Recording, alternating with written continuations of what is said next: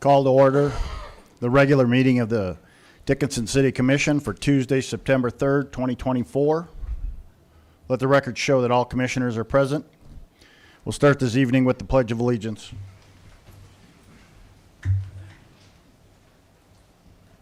I pledge allegiance to the flag of the United States of America and to the republic for which it stands, one nation, under God, indivisible, with liberty and justice for all.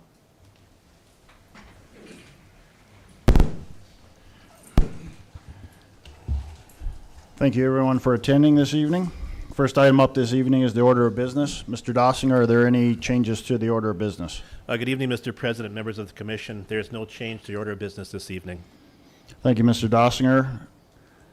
Are there any questions or comments on the order of business as presented? Not, I'd look for a motion. Move to approve. Motion to approve. Second. With second, any further discussion on the order of business? All in favor of the order of business as presented, state aye. Aye. Opposed, same sign. Motion carries. Next item up is the consent agenda. Are there any items on the consent agenda that the commissioners wish to discuss? If not, I'd look for a motion. Mr. President, I move to approve. Motion to approve by Commissioner Bear, Second. second by Commissioner Riddle. Any further discussion or questions? Hearing none, we'll vote. Dr. Bear, Aye. Mr. Riddle, Aye. Mr. Frederick, Aye. Mr. Oderman. Aye. Chair votes aye. Motion carries.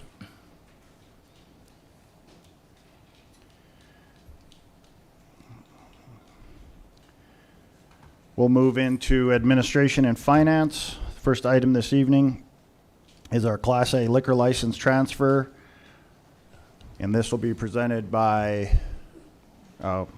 Dossinger. Thank you, Mr. President, members of the Commission. At the last Commission meeting held on August 20th, the Rock Bar license transfers were on the agenda. The license ownership transfers request consisted of a Class A liquor license, a gaming license, and a tobacco license. The Class A liquor license item was tabled, a temporary gaming license was granted, and the tobacco agenda item was also tabled.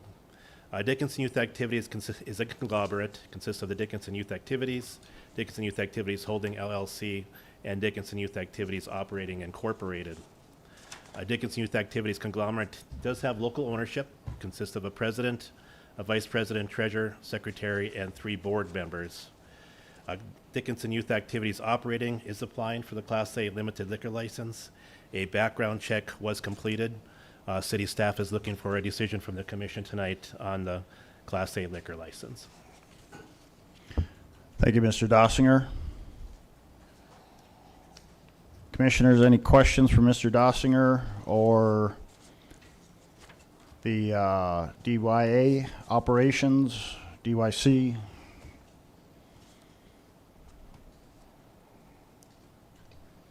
Mr. President, Commissioner Oderman? Mr. Dossinger, have we received any additional input or feedback from the state in any way? I have not received any additional feedback from the state.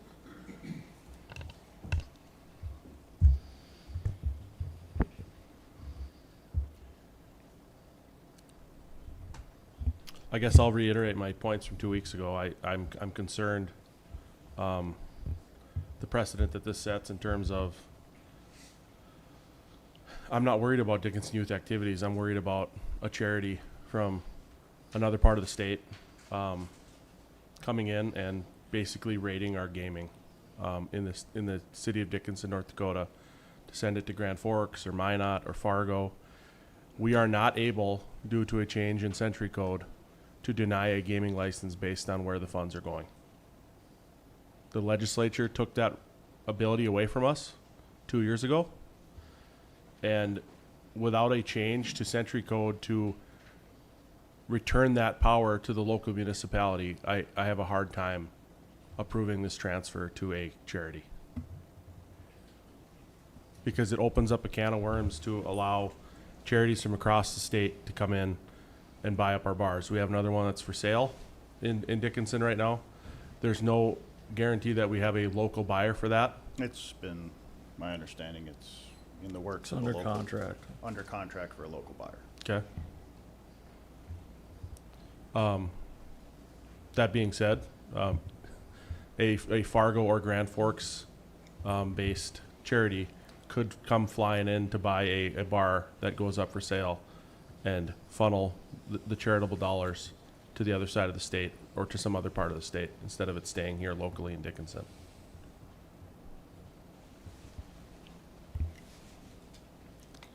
Mr. President, Commissioner Bear? and I would agree with Commissioner Oderman, and again, I'm going to stick to what I said the last time too. I have a moral concern about this of having a child related activity being associated with liquor, and I understand we have gambling, but tobacco, I just have a real issue. I don't see why individuals that are on that board, many of them have the money that they could independently go ahead and purchase this bar, and then on their own decide how they would like to distribute funds to support this charity. I have nothing against this charity. This charity has done good for this community for many years. I think there's other ways that they can go about being able to get funds, and within the community that would be something that even the children could get involved with, or whether it be a food truck or something like that. But morally, I think this is going down the wrong rabbit hole for this. I have spoken to numerous people who have contacted me over the week. I have spoken to a legislator about this proposal, and that individual told me that this would not be a good thing for us to start, that this would be wrong, and that they're hoping to overturn this in the next biennial. So even the legislators are seeing what's wrong with this, and that it needs to be changed. So I don't agree with, I mean, I would have to agree with that. I've had contact with other individuals that are involved with other gaming sites that also do this, and what I've heard from them is not very pleasant. So, and plus just regular individuals saying that they are against this. What I did not hear from is anybody from the Dickinson Youth Activity charity call me or talk to me or try to plead why I should change my case. And I would think, knowing the last time that I was leaning towards voting not in favor of this, that somebody from that group would have reached out to me, but they did not. So obviously it's not that important. Or for them, they didn't think so, at least not talking to this commissioner. So I do not think that this is the way we want to go with this commission. So that's my say in this. Well, I guess I'll play devil's advocate then. So if an adult charitable organization buys a bar, we're cool with it?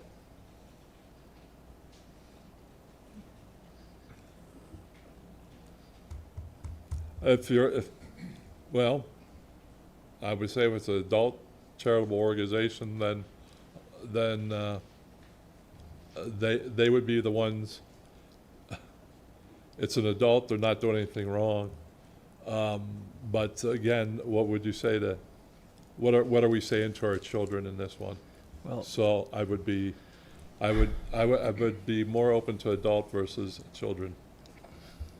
the only thing I disagree on with Commissioner Bear with you on is, to me, gambling and drinking are both vices, or they can be entertainment. I don't think that gaming, just because it's a gambling site or a drinking site, or is any difference in my eyes. So the moral side of it, I don't see. There's plenty of groups that request money from this group every year that are youth organizations that don't see any problem with it being gambling. There's just as many people that have gambling problems as there is drinking problems. So the morality part of it I can buy into. Okay. Well, that's fine. Then I The other respect thing your is, opinion. I have reached out. I talked to several of the board members this week myself. I called them. I talked to one of the bar owner groups that have their gaming site in them. They're comfortable with it. They've had good conversations with DYA over this transfer and what they're trying to do. I've talked to some people in the community, and I've heard mixed results in the community, but I think that what they're trying to do is protect their territory any way they can. So, it's happening. I've been reading Bismarck, Minot, Grand Forks. It's happening all over the state as we speak. So they have a big investment into the community here, and I think they're trying to just protect their community. With that, I'm on the same page with John. I think by not approving it would shut the door on any other possible organizations to come in. But I'm not sure that that's going to hold. This commission changes over every 2 years. So, or possibly could change over every 2 years. So what stops the next person from letting this through? I think maybe we need to work with our legislature to get this thing changed so we can control where these gaming monies are having to be spent. And also maybe we'll look at some possible ordinance changes, even in our liquor license approvals. But I've been more and more comfortable with this transfer, just knowing the group and the people that are involved in this group, and I know they're trying to do the right thing, so. But Commissioner Frederick, you said, yeah, this commission changes every 2 years, and yes, it may or may not. But their board changes every so often too. So the board we have now might say to us, oh, we're not gonna undermine other bars. We're gonna be on the level, and we're gonna sell beer and this and that at the right price, and we're not gonna try to undercut anybody else.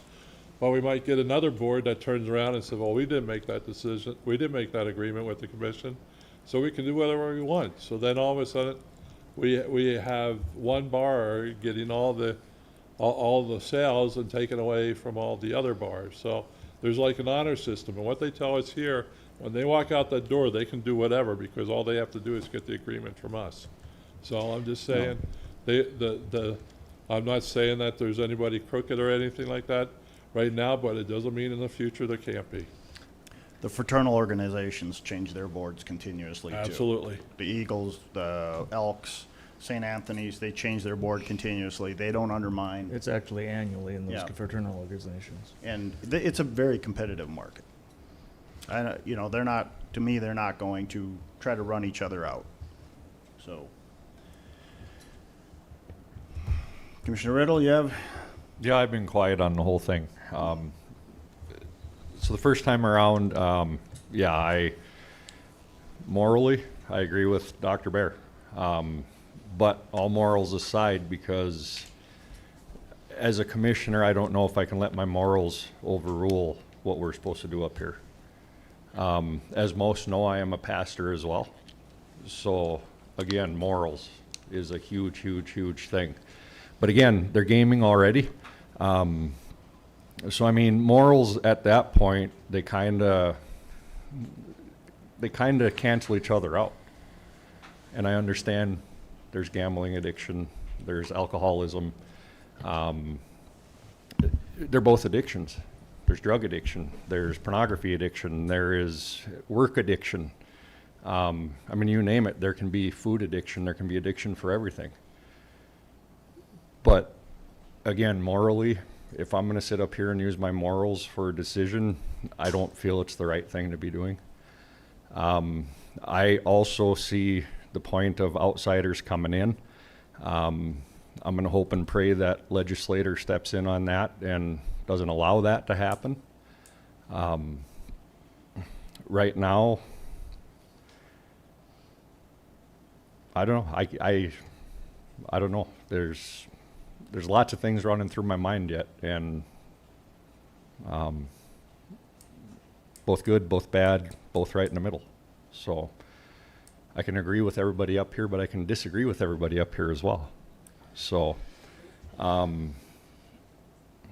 based off of that, can I make a motion? You can make a motion. Mr. President, I move to approve the liquor license. We have a motion to approve by Commissioner Riddle, Second. second by Commissioner Frederick. Any further discussion? I want to respond to something that Commissioner Frederick said. I agree that it is about protecting. DUI is doing this with protecting their asset in mind. We have an opportunity to protect not just DYA's asset here, but the assets of all the other charities in town by saying that we're going to hold the line and we're going to leave this up to the legislature to change that back to allow us to deny based on where the gaming funds go. We open this door, we can't put it back in the bottle. The genie's out. We can't put the genie back in the bottle because we would not have a standing to deny a liquor license transfer to another gaming entity. Right now, this is the only control we have over ensuring that gaming funds stay local. And so I would just, that's what I wanted to say. I've probably tipped my hand on how I plan to vote, but I think it's important for us to know that this is our last opportunity without a legislative change that is not guaranteed to hold the line and protect not just DYA, but all the charitable organizations in Dickinson. Any other comments before we vote? Hearing no further comments, we'll vote. Mr. Riddle? Aye. Mr. Frederick? Aye. Mr. Oderman? No. Commissioner, Dr. Bear? No. Chair votes aye, motion carries. Our next item up is the gaming site authorization for Dickinson Youth Activities. Thank you, Mr. President, members of the commission. Before you is a request for a permanent gaming license. I should say an annual gaming license before a temporary license was granted for Dickinson Youth Activities. This would be for bingo, 21 sports pools, paddle wheel table, Calcutta's, raffles, pull tab, jar, dispensing, and electronics. A background check has been completed. City staff recommends approval. Thank you, Mr. Dossinger. Any questions on the gaming site authorization? I'd look for a motion. Move to approve. We have a motion to approve by Commissioner Oderman, Second. second by Commissioner Frederick. Any further discussion? Hearing none, we'll vote. Mr. Oderman, Aye. Mr. Frederick. Aye. Dr. Bear, No. Mr. Riddle. Aye. Chair votes aye, motion carries. Our next is the tobacco license for DYC. Thank you, Mr. President, members of the commission. Dickinson Youth Activities operating as requesting a tobacco license for the Rock Bar located at 113 First Street West. As stated before, a background check has been completed. City staff is recommending approval. Thank you, Mr. Dossinger. Any questions on the tobacco license for DYC at the Rock location? Move to approve. Motion to approve by Commissioner Frederick, Second. second by Commissioner Oderman. Any further discussion, questions?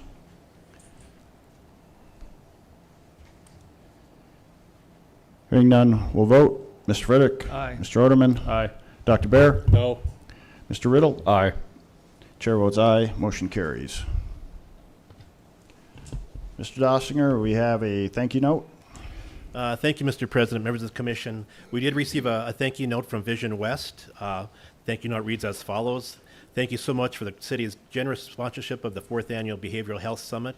Your contribution helped make it possible for over 130 professionals and community leaders to receive education on mental health, addiction, and suicide. And appreciation, Deb Nelson, Administrator. Thank you, Mr. Dossinger. Our next item up is Public Works. We have the DEMCOM contract.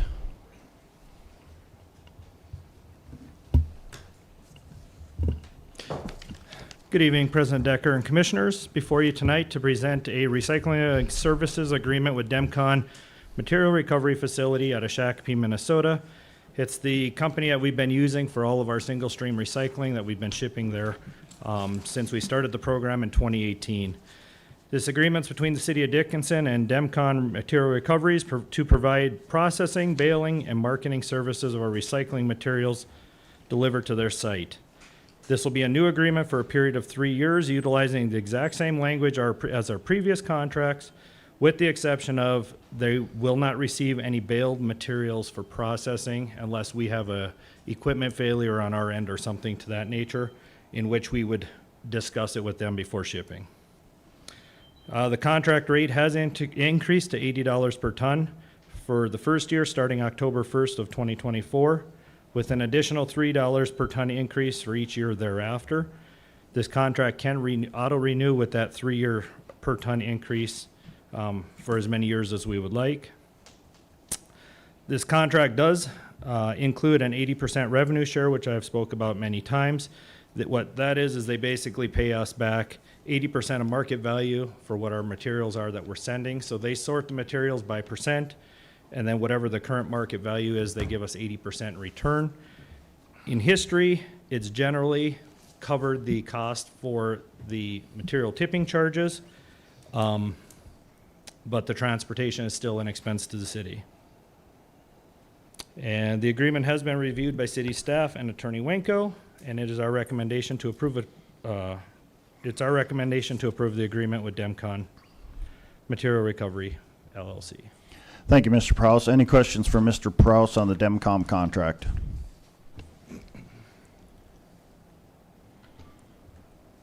There are no questions. I'd look for a motion.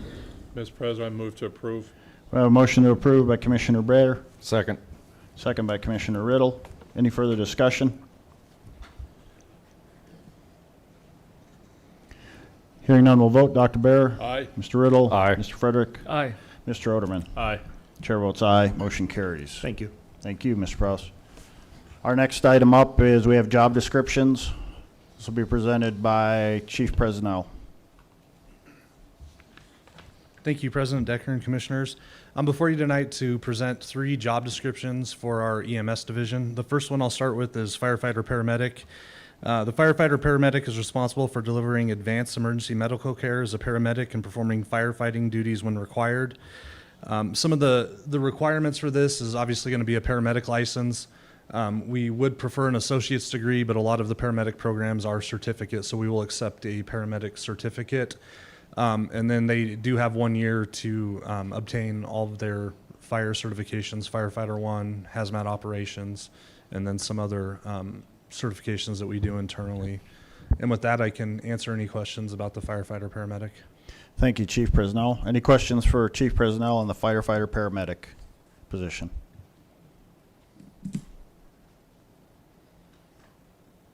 If there are no questions, I'd look for a motion. Move to approve? We have a motion to approve the firefighter paramedic position. Second. Oh, go ahead. Motion approved by Commissioner Oderman. We got a second, which was a tie. I'm going to throw it up, Commissioner Frederick. I heard him first, so. Yeah. Any further discussion on the paramedic positions? Not, we'll go ahead and vote. Mr. Oderman, Aye. Mr. Frederick, Aye. Mr. Riddle, Aye. Dr. Baer. Aye. Chair votes aye, motion carries. Our next position is the EMS Executive Assistant. The executive assistant for EMS is going to play a pivotal role in ensuring the efficient operation of the department, providing high-level administrative support to executive leadership and fire department personnel. More or less, this position is going to be handling a lot of the records requests for any calls from insurance, stuff like that, and really helping out with that division chief, especially in the first couple of years, getting all of our licensing, all of our billing stuff in order. Some of the key points, we would prefer an associate's degree. We do want somebody with some experience as an administrative assistant, and experience in EMS or fire is definitely preferred. And with that, I'll answer any questions you have. Thank you, Chief Presnell. Any questions for Chief Presnell on this position?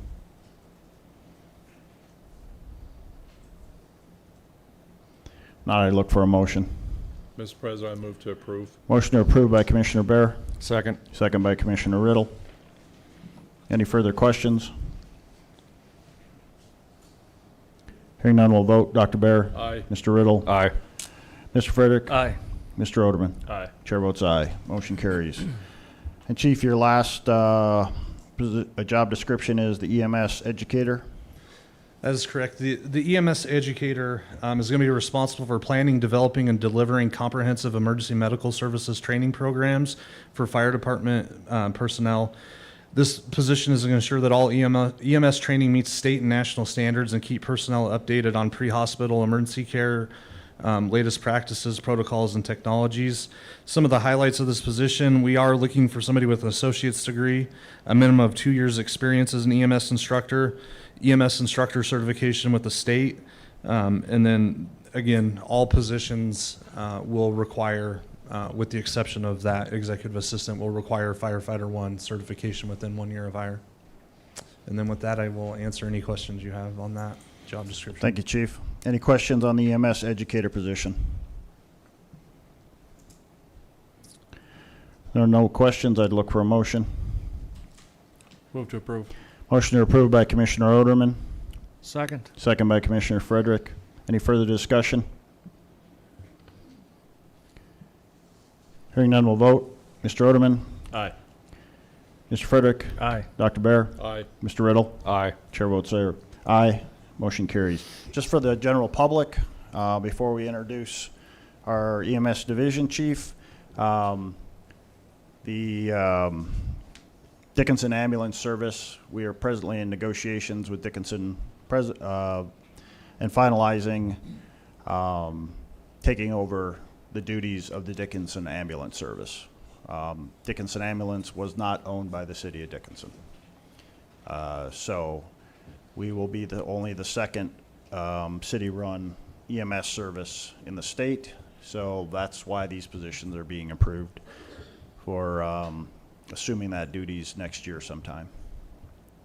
That's correct. Sometime. So, Chief Presnell? Thank you, President Decker and Commissioners. I would like to introduce to you tonight our Division Chief of EMS, Tyler Kintoff. Tyler Kintoff has just under 20 years of EMS experience in various positions. He did work for several years here in Dickinson with the ambulance service, and most recently, he was the operations supervisor and educator for Sanford EMS, or for Sanford Health System. Tyler is married. He has 4 kids. And with that, I'll kind of let him introduce himself. President Decker and Commissioners, first want to thank you for the opportunity to serve the city of Dickinson. Looking forward to this role. I think Chief Presnell covered pretty much my resume. I also serve in several capacities throughout the state, including the EMS Association, as well as several national committees and boards. So I believe with that and the experience, bring a lot of good experience to the city and to this new department role. So thank you for that opportunity. Well, thank you. Welcome aboard. Yeah, welcome aboard. Tyler, you did a fabulous job during your interview. Very impressive, so welcome aboard. Thank you so much.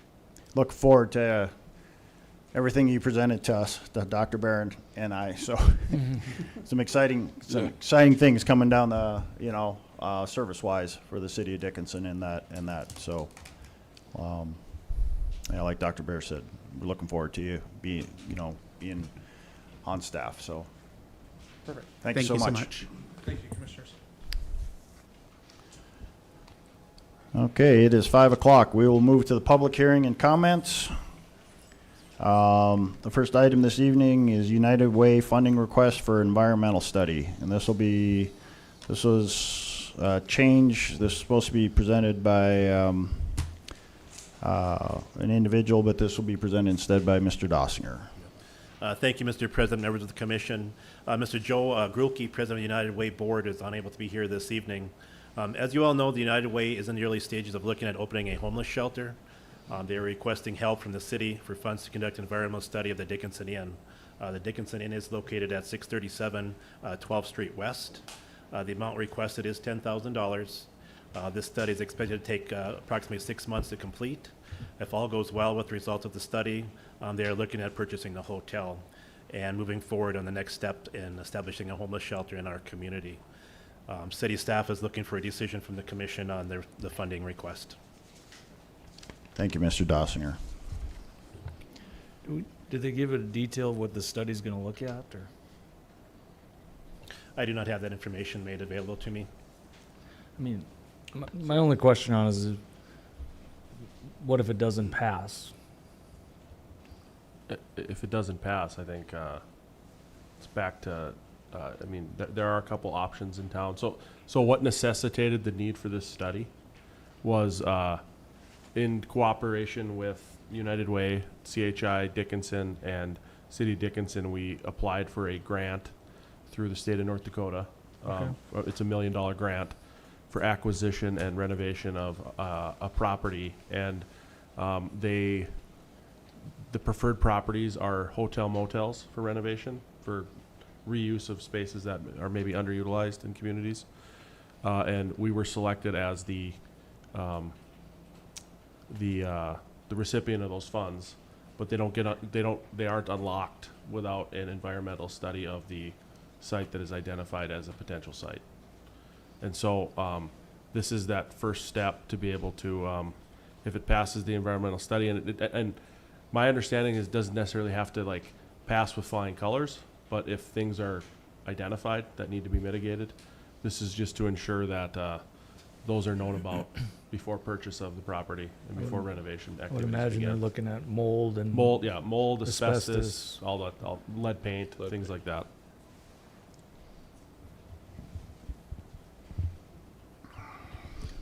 But I mean, I think this is both Dr. Bear and my first rodeo in this arena. So it's the first environmental assessment I've ever Well, been somewhat related to in some way. So my question is, it's just, we don't have a detailed, it's just $10,000.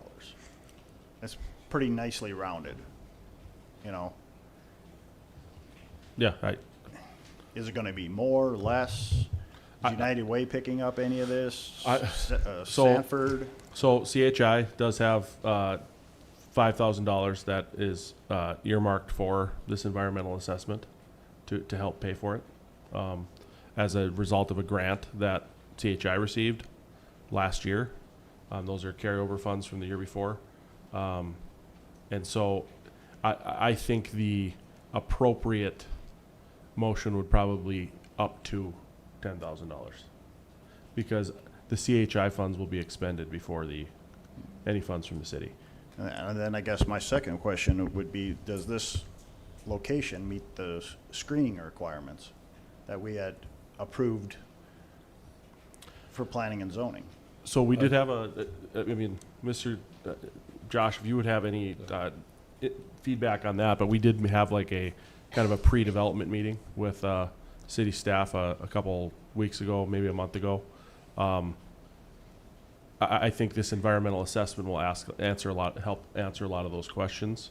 I think it falls within city code, according to the changes that were made this spring. I guess my understanding when we approved it, it had, if it's within 150 feet of a residential area, it has to be screened. I checked with Mr. Josephson, and he said we're fine.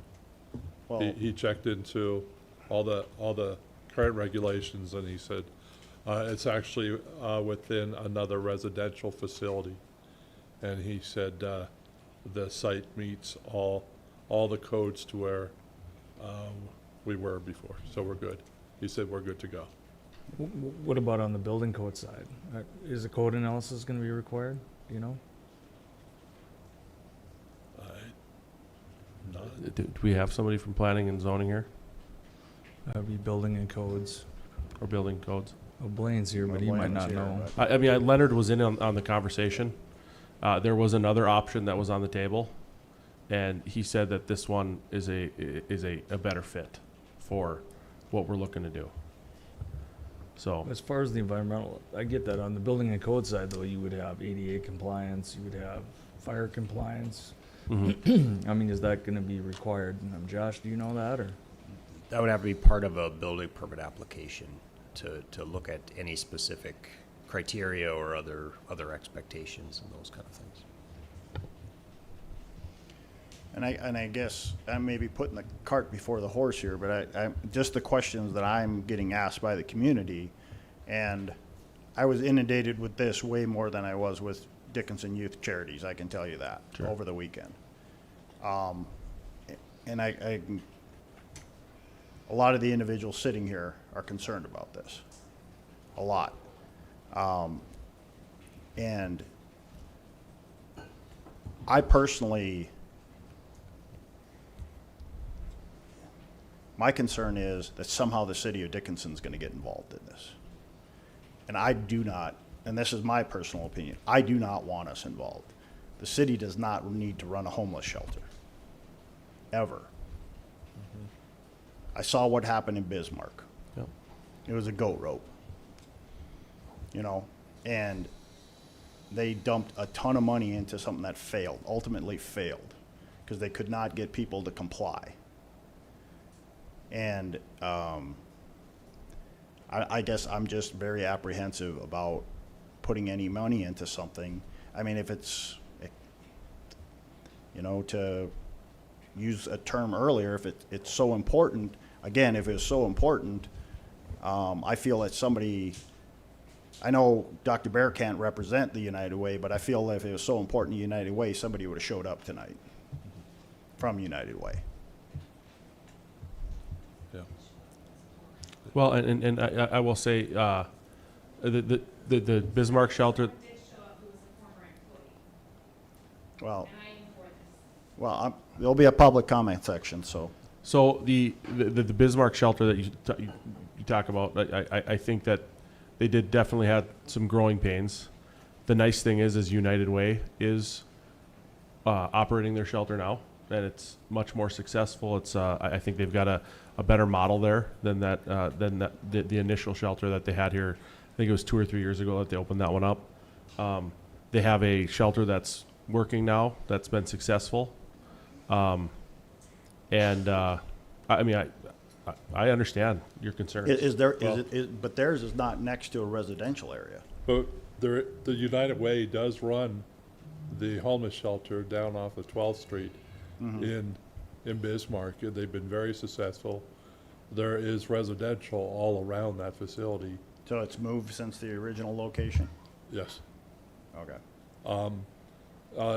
Commissioner Oderman and myself went down to Omaha, Nebraska. We toured 3 different homeless shelters, again, within local businesses, local residential facilities. All 3 facilities were well-kept, well-managed, and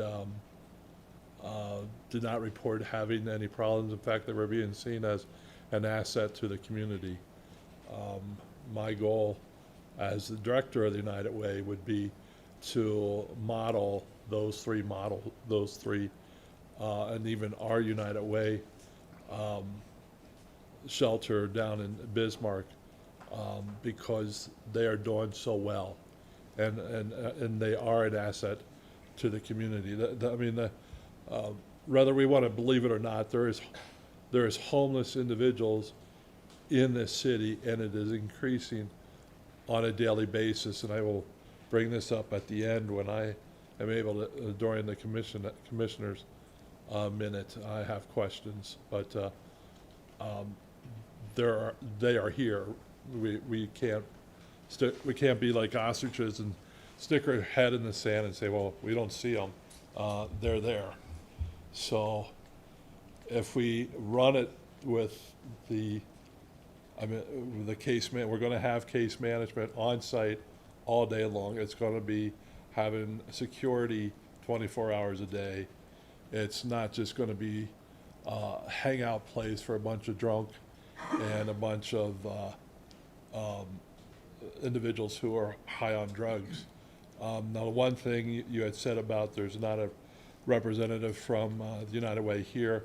My worker is currently at Legacy Square at the National Night Out, or Dakota would be here to be able to present, but he's representing the United Way with National Night Out this evening, so that's why he's not here, or he would be here.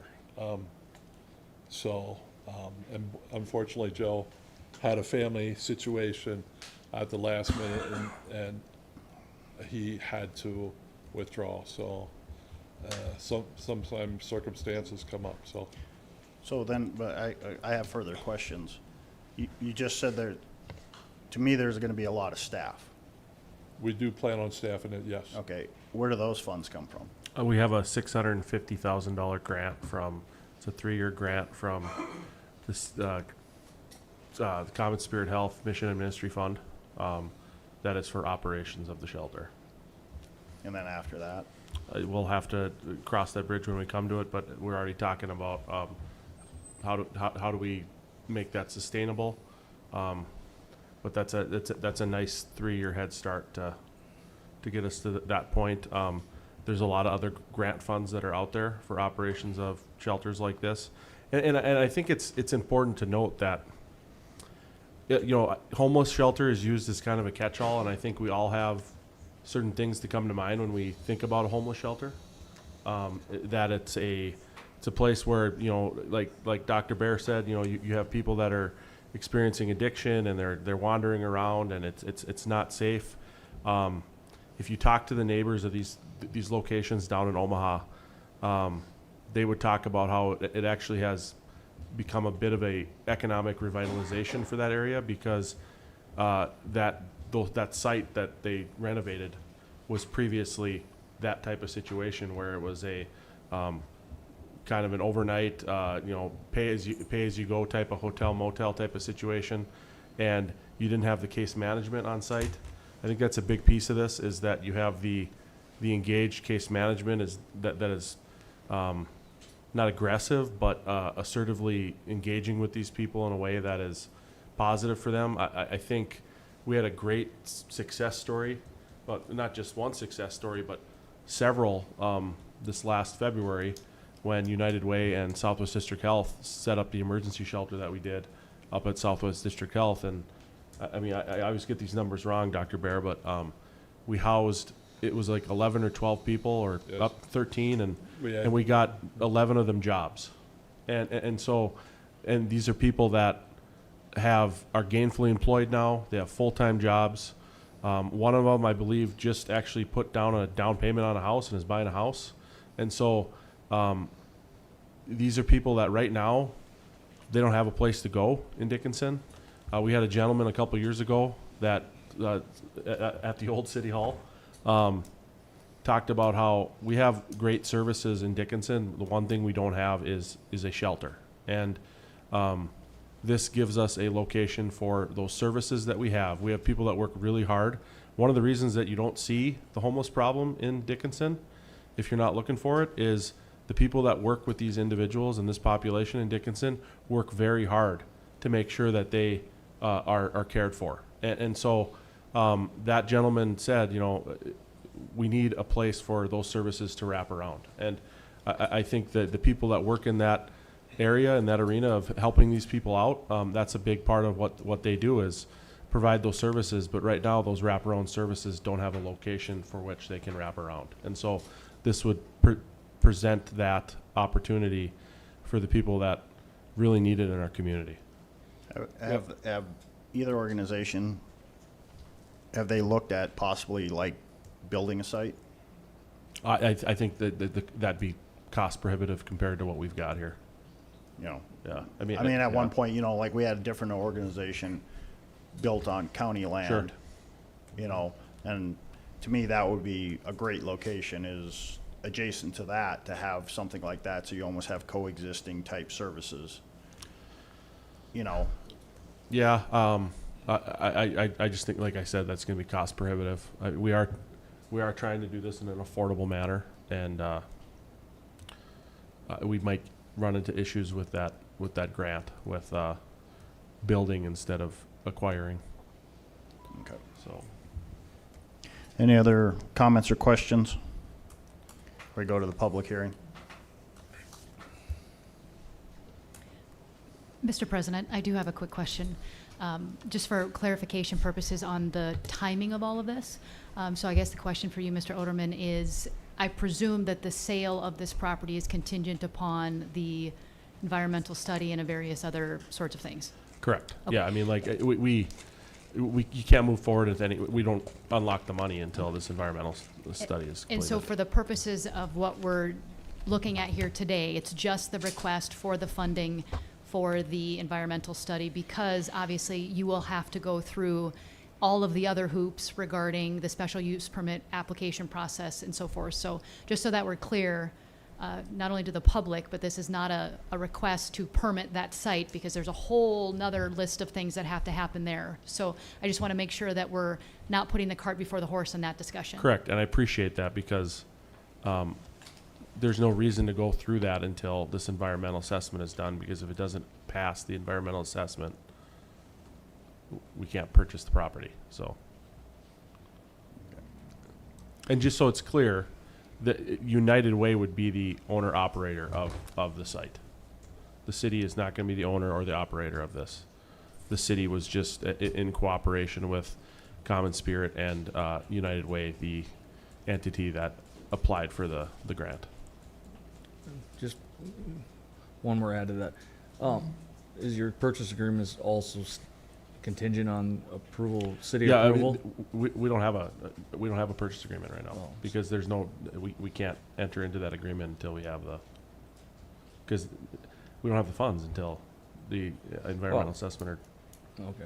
Yeah. So the building owner is just letting you do the yeah, assessment? correct. Gotcha. Yeah. Okay. I don't know if it's contingent on the environmental study, but. Okay, if there's anyone from the public who wishes to come forward as any comments on this United Way request, please come forward. Good evening, Mayor and Commissioners. I'm Ninetta Wandler. I live on Hillside Drive, which is right above the proposed motel. And even though I might be more than 150 feet away, these people are not. This is Lee Mayer. She lives on the west end, and Troy lives a couple next to her. And we are not for this.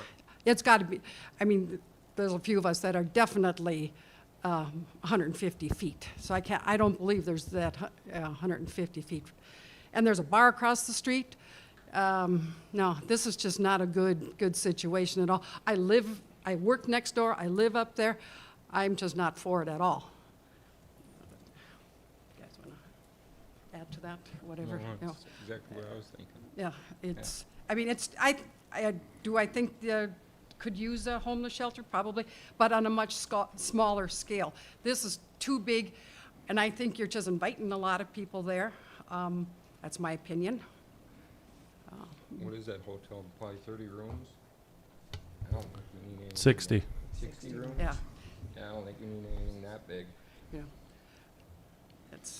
And we didn't hear about it until just last week. Yeah. Is that our fault for not paying attention to some of the meetings? Probably, but we didn't have time to get a. This was just the first request. Yeah, and we might be putting the cart before the horse here too, but we want to just make sure that we will get petitions signed. I've talked to people even a little bit behind us, and when they heard about it, they will sign a petition too. You know, if we need that, we will get that done. Okay. I mean, The neighborhood that you're talking about right now has got a motel that's almost a daily visit from police. It's got a bar across the street. You've got other businesses in that area right next to this motel that you're talking about, and it's going to have an impact on them. Ma'am, your name for the public record? Leanne Mayer. Okay. I think that is the place that you talked about in Bismarck, is that the one that used to be the Baptist home? On the corner of across from the Capitol? No, this is down close to the airport by Staples, Okay, or Office Max. okay, because the one that's up by it used to be a Baptist home. You see people sitting outside all the time. I believe that's owned by a church, Okay. or, yeah, I no, wasn't sure if that's this, the one you're talking about, no. because we don't need people Yeah. sitting around in our driveways and coming up the street and things like that. No, and I will tell you what Commissioner Oderman and I saw when we were down in Nebraska. The Together Home, which we are modeling off of, did not have any of that. And right across the street from them was a bar. But they have a security guard in there, and they don't tolerate that. So we're going to build a model in this, have a similar type of model. I mean, we're not there to have people hang out, getting drunk, getting high. That won't happen with United Way being involved. Are you going to be remodeling all the rooms so they have, like, contained stoves and things like that too, or? They'll, what are you looking for, the room Well, like? I just trying to figure out if you've got motel rooms, are you gonna be retrofitting all those to, as apartments type of thing? They'll be fitted according to what the capacity is. We're looking for, one floor would be for an emergency shelter for people that get evicted and they have no place to go. Second floor would be more for transitional housing. Those are people that are waiting to get into apartments.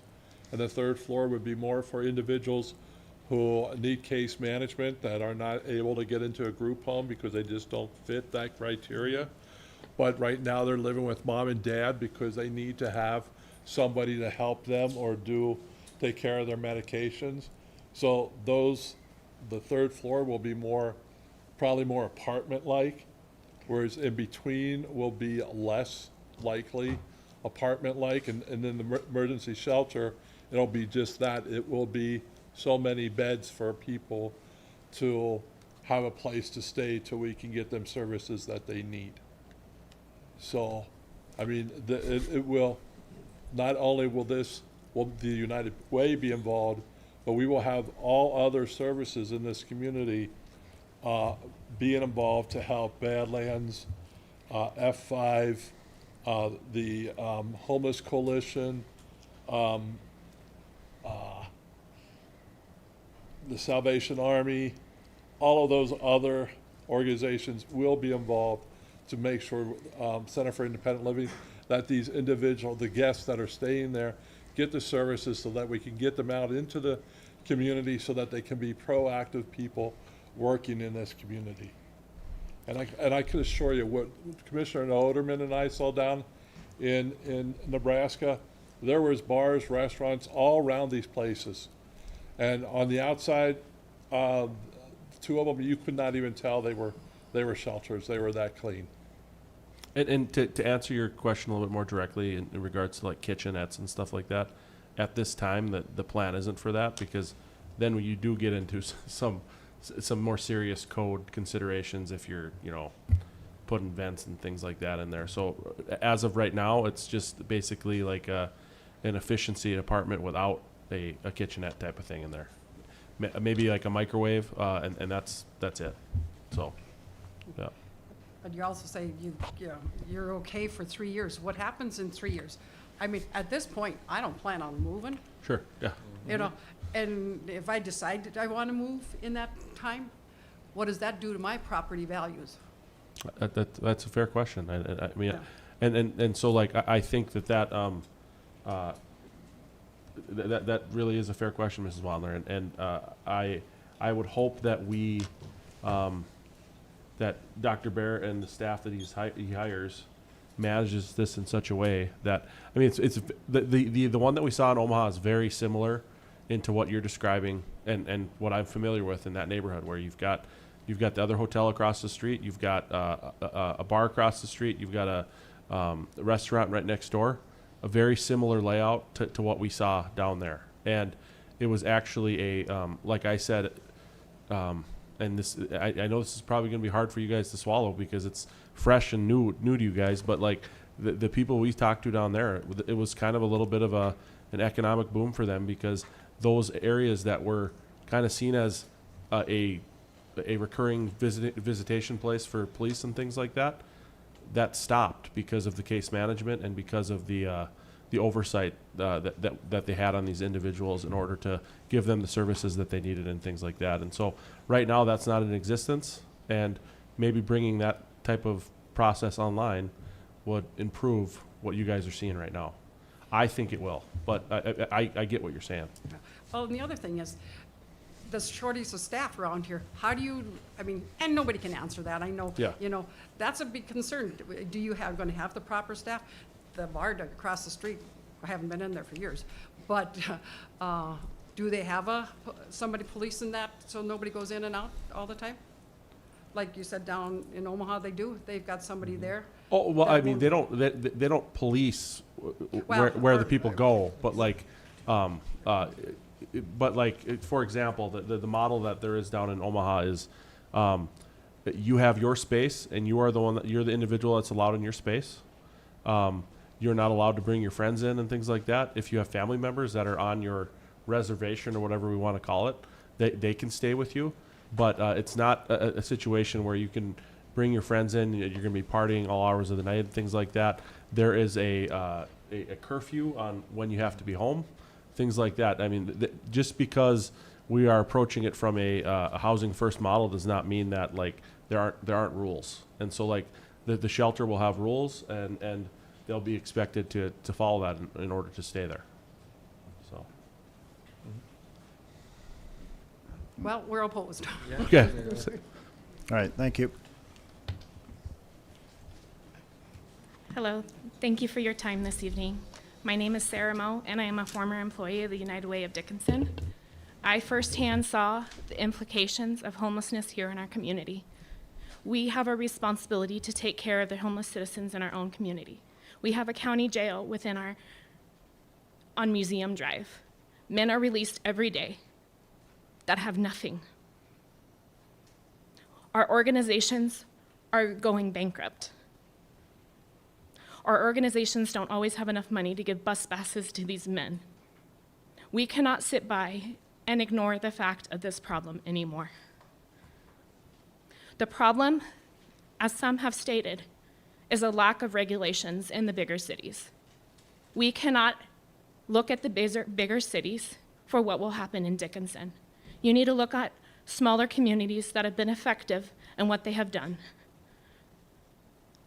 I think you guys should all be thankful that your commissioners took the time to go and investigate. Not only is that successful, I worked in another state that was successful. Why were they successful? Because the city had regulations that were established to have the safeties for its citizens and its neighbors and the homeless.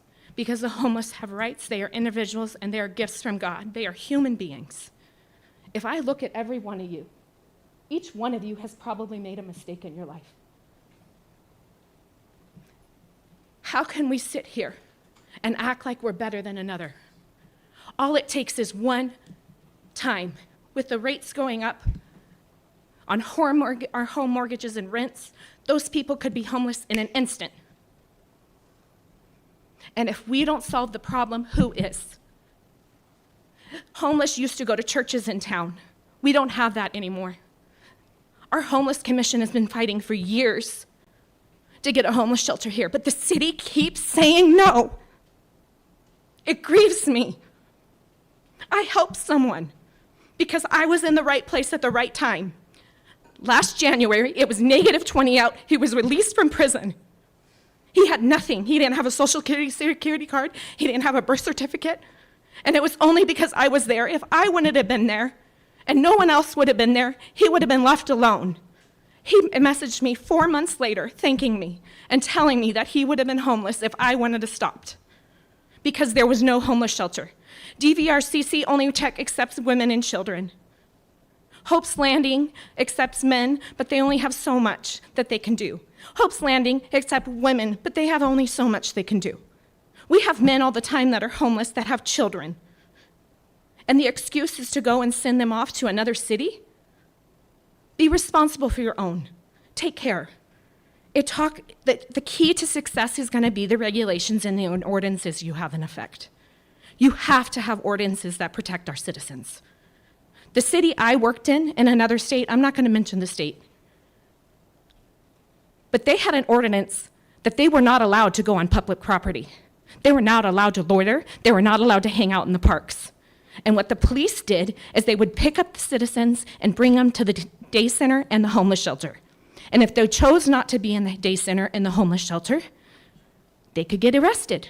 And yes, that seems extreme, but the homeless shelters provide safety. They have lock-in and lock-out procedures. A great thing for this facility, if it is in a neighborhood, you need to think about gates. You need to think about fences. You need to have police involved and probation and parole involved. You need to have adequate training of staff. No loitering around businesses. Have that as an ordinance. You must qualify to stay. You can have, as he was mentioning everything that was said, if you have ordinances and rules in effect, it will be successful. All the places that have not succeeded is because the city did not come upon them side and support the community. They left it alone and said they don't matter.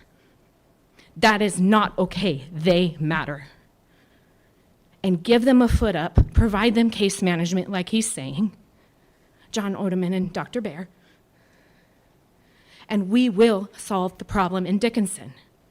Yes, Badland Inns and Suites is known for drugs. Oasis is known for drugs. But that's because there's no management in those places. People just walk in and walk out and can do whatever they want. It's not going to happen here. They're not going to be able to do whatever they want.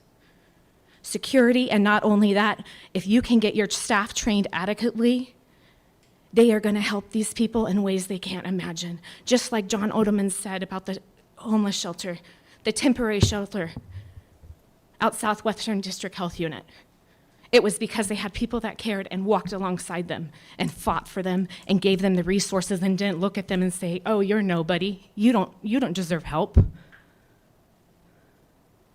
I know I'm speaking a lot on this matter. I'm so sorry. I'm just so passionate about it. Thank you for your time. Thank you for your comments. Anyone else wishes to come forward?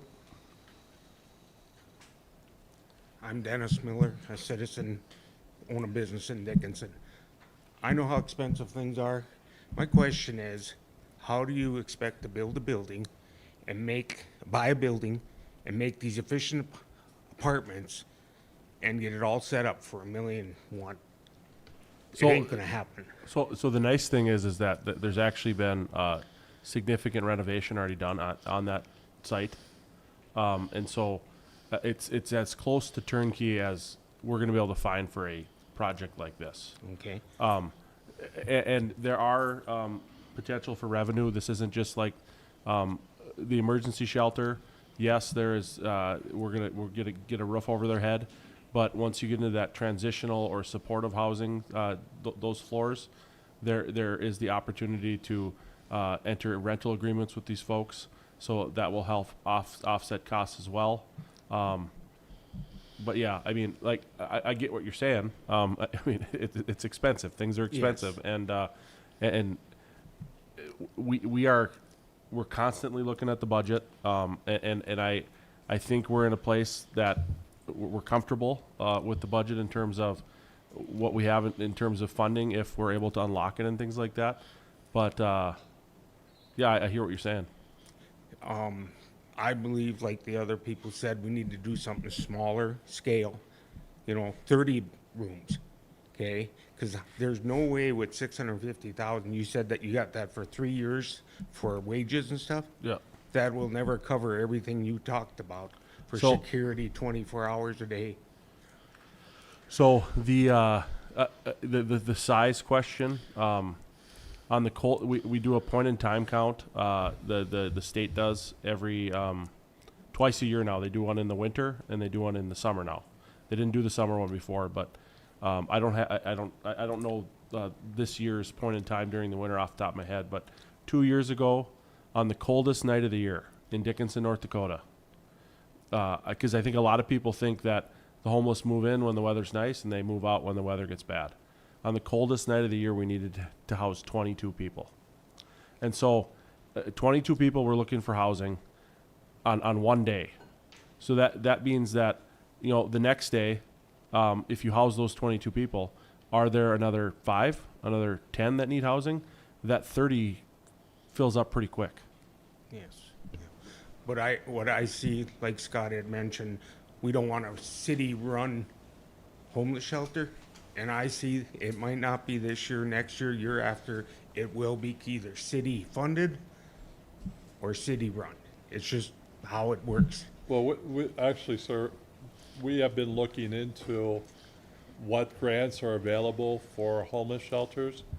And there are many federal grants out there to help with the running of homeless shelters.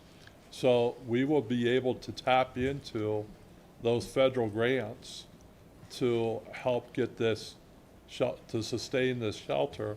Plus, if we reach out to local businesses and companies, some of these oil companies, like they do in Bismarck, those companies reach out and give quite a bit support to keep that shelter running.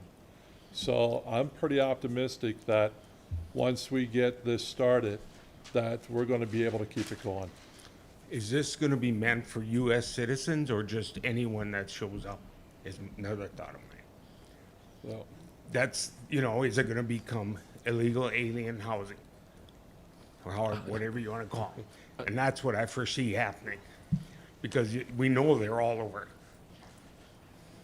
I will say that was a concern that was raised by the PD Okay. because of the limitations that they have in terms of being able to report people as illegal and get them engaged in border patrol based on the current administration.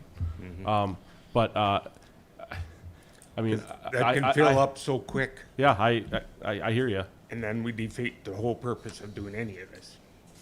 well, Thank I can tell you, sir, we at the United Way, and we're just one nonprofit, we are receiving phone calls every single day from local individuals who have recently been evicted, that have no place to go, mothers and daughters, husbands that are out there, they have nowhere to go. We are having people from other states that are traveling by just looking for a place to stay. Yes, we are seeing an increase in individuals from other countries. I'll talk about that later. But I could tell you, we are getting inundated with phone calls and people just showing up at our door, asking us for food, a place to stay, a bus ticket, anything to get them to where they need to go. So they're here, it's happening. So I know what's happening, but how are we going to control it? Because I foresee a train wreck. It might not be now. It's going, with everyone coming to town, you know as well as I do, they're going to, hey, free housing. Well, I don't think that's really I don't think that's the case. I mean, that goes on the old Field of Dreams. If you build it, they will come. I don't. That scenario doesn't happen down in Omaha, Nebraska. We talked to them. I've talked to the director in Bismarck, and yes, some people will come, but if we build it here, at least we can help the people in this community, in our surrounding communities, versus right now, we are sending our people to Bismarck. There's no other place for them to go. And the other place would be send them all the way across to Fargo. So at least we're helping to solve that solution of some place for people to go. And like Sarah said, for a guy like you and I, if we all of a sudden became homeless, there's no place for us to go. No place out here. So what would we do? And we're about ready to go. You know, the economy's getting worse. So we're going to see more and more people losing houses, being evicted. It's not going to get any better until the economy gets better. That's my next point. You said there's grants. There's all kinds of grants for homeless shelter. Yeah, there is now. The economy's getting worse. With the administration, if it changes or not, who guarantees that? It's going to come back to the city taking care of it. I mean, we can hope not, but I foresee it. Thank you very much for your time. Thank you for your comments. Cheryl Bennett. I'm originally from between Eugene, Oregon and Portland, Oregon, in a little town called Sweet Home that had a homeless, everybody knows about Oregon and their homeless population, and it's bad, and it's ran poorly. And we ended up with just a man and a woman living behind us. It was scary. And then they were going to build apartments behind us. So needless to say, we put our house up for sale and moved. Because everybody knows it's not, you can't take your kids to the park because the homeless shoot up in the parks. They use the restrooms to do their daily things. In a perfect world, it would be like you're saying. I worked at the homeless. I took them food, no problems. But it's when you get businesses involved that it all falls apart. When it was churches, it was great. They had to be clean. They went in. They had to be there all night. They couldn't go outside and smoke. They couldn't go outside and shoot up, drink. It was great. But then you get corporations involved, and it's just a big mess. So in all of them that go up and down the state of Oregon, I want you guys to find me one that's actually ran besides the Youth Ranch, which is a Christian organization that takes in young people with drugs and alcohol. They are the only successful one, and they've been in business for years in Oregon and Idaho.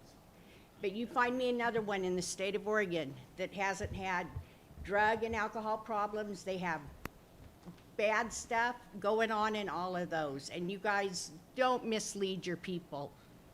Thank you for your comments. Hi, I'm Tamara Hill. Hello? Go ahead, Tamara. I used to work in homeless shelters. I have a master's degree, and this is what I did. I worked for Volunteers of America as a case manager. I also worked for my father's ministry that took in homeless, as well as myself.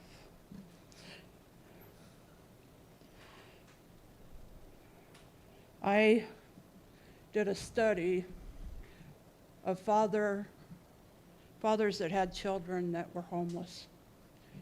In the United States, there is only 4 shelters that take men with children.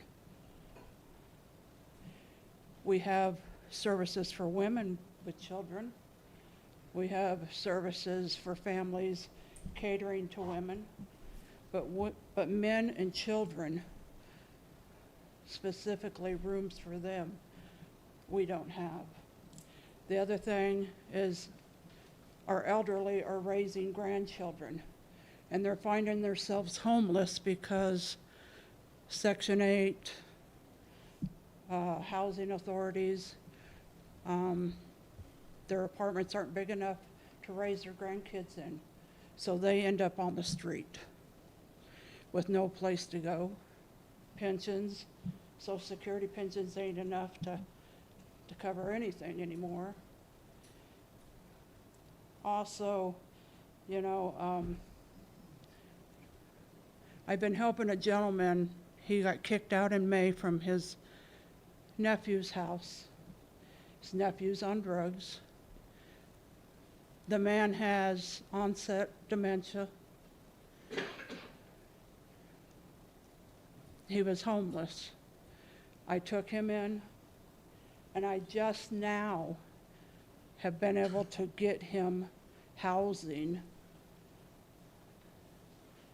But it's been from May until now. Community Action couldn't help. There is no funds there. Churches, they'll cover a night here or there. There's nothing in Dickinson anymore. The funding is not there.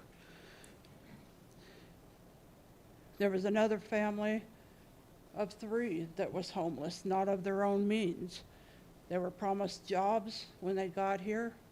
They were dumped off at the airport with nothing. No house, nothing. All their money went to this person that was supposed to set them up.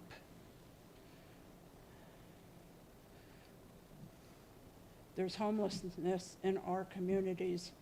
They're not all alcoholics. They're not all drug addicts. They're grandparents, they're fathers, they're children. I have seen the worst of the worst and the best of the best. And like Sarah stated, it depends upon the foundation in which it is built.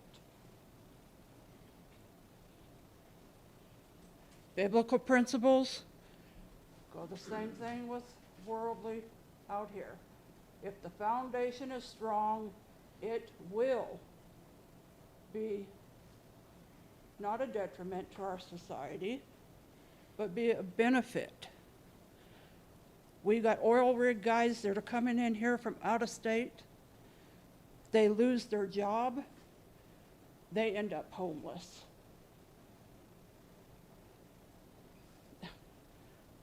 There's so much. I've seen it, I've helped here with it, and I've helped in Tennessee, California, and Arizona.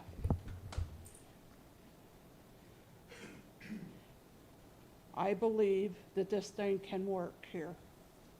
It's needed here. And I just pray for mercy. That's what I do. I pray for mercy because things are getting worse. And there's only so much room at the battered women's shelter. And by the way, they don't take men with children in case the wife beats up the husband. These are real life scenarios that we're facing. And they're not exaggerations. Thank you guys for my time. Thank you for your comments. I think there's somebody online. The individual that's online, do you wish, please state your name, your comments? My name is Kyle Brills, and I'm wondering, is the shelter open only to the residents of Dickinson and Stark County, or say if there was an overflow in Bismarck and Fargo, would they be able to come in from there? Either one of you wish to answer that?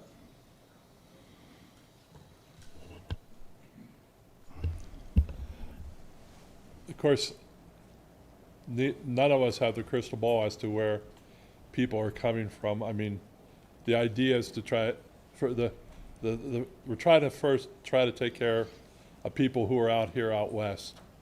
I mean, right now we're sending the people that are here that have no place to go out east.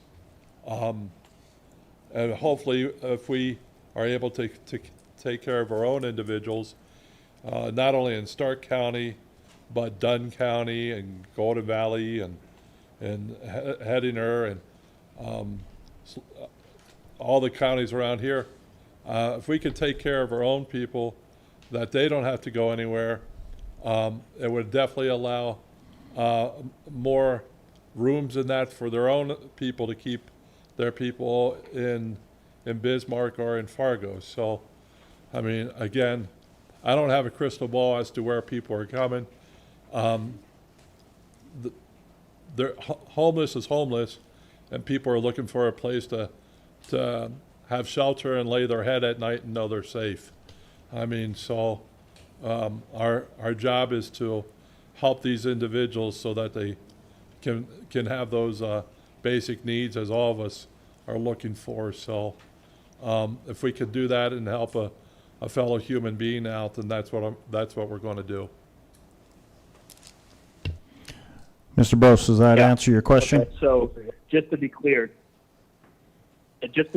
so could United Way in Bismarck bus homeless people over if there was an overflow?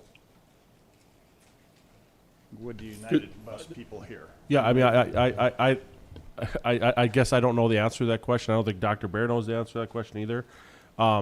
It's hard to say. I mean, like, if you're homeless, where are you a resident of? You don't have, by definition, a residence. But in Dickinson, we are a regional hub. We have an 8-county catchment radius here that a lot of the services that are provided in Dickinson are not just provided to Dickinson. There's those 8 counties in our region. Dr. Bear ran through several of them. And I would imagine that's where we're going to see the majority of the people come from. But like Dr. Bear said, I don't think anybody has a crystal ball that will predict where all these people are going to come from. I think right now we have a significant need in our community that exists. We're building it because it's not that we build it and they'll come. We build it because they're here. That answer your question, Mr. Brost? Yeah, so just curious, if I was a homeless person and I was in Fargo and Fargo was completely booked, the homeless shelter was, would they have the option to bus me to Dickinson so I could stay in our homeless shelter? Yeah, I mean, that's already happening. It's not maybe not necessarily in Fargo, but we have people that get off the bus in Dickinson on a daily basis. Maybe not daily basis, but fairly regularly enough to where it's not even anecdotal anymore. That happens, where they'll show up at Badlands or they'll show up at United Way, where they came from another state. That state gave them a bus ticket and sent them our way. And so, like, we don't even have a shelter, and that's happening right now. Sure. Thank you for your time. Thank you for your comments. Good evening. Thank you for your time. My name's Derek Jagger. I'm just wondering, you guys said that they're going to do the study. The study that they're going to do, is it just basically for the building, or is the study also going to take into consideration how it's going to affect the businesses and the residential houses around that area? Yeah, I mean, this is just an environmental assessment, sir. So it's just the building? Yeah. I mean, just to see if it's habitable, things like that. And I mean, there are people that stay there right now, so I mean, it is habitable, but they for sure they dig into it and see if there's mold or asbestos or lead-based paint and stuff like that.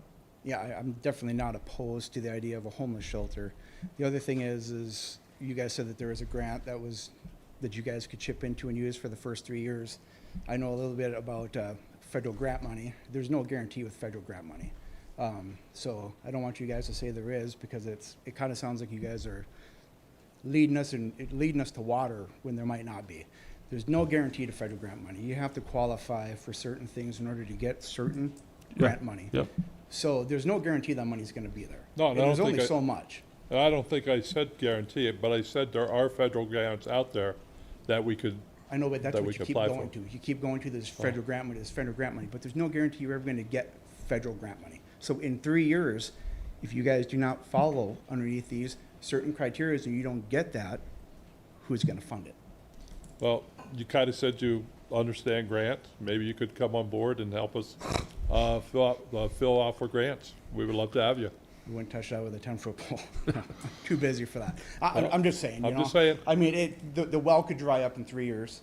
There's no guarantee that money's going to be there. Absolutely. So- we got to go one day at a time. But then at the end of the day, I keep hearing you say you're optimistic. Well, you can't go into any plan with just being optimistic. We've got to have some sort of succession plan after the 3-year period, or the city's going to end up eating the bill. I agree, but it's okay to go and be optimistic. I'm not saying I'm blind. Right. And then I think the other thing that you have to take into consideration too is how the potential of this homeless shelter is going to affect the ability of our law enforcement to patrol and stay on top of that, because that's another dynamic that we're going to be throwing into the mix now. So I agree, but I think one thing is, and I think Commissioner Oderman alluded to this, or someone did. There's already drugs and alcohol at the Dickinson Inn, across the street at that hotel. They hang out all the time. There's drugs, there's alcohol. Well, anybody saying that, I mean, there's drugs all over this town. It's not just at those two absolutely. hotels. Let's get there. So I mean, we're not. There's nothing new being introduced. If anything, we're trying to clean it up and make it better.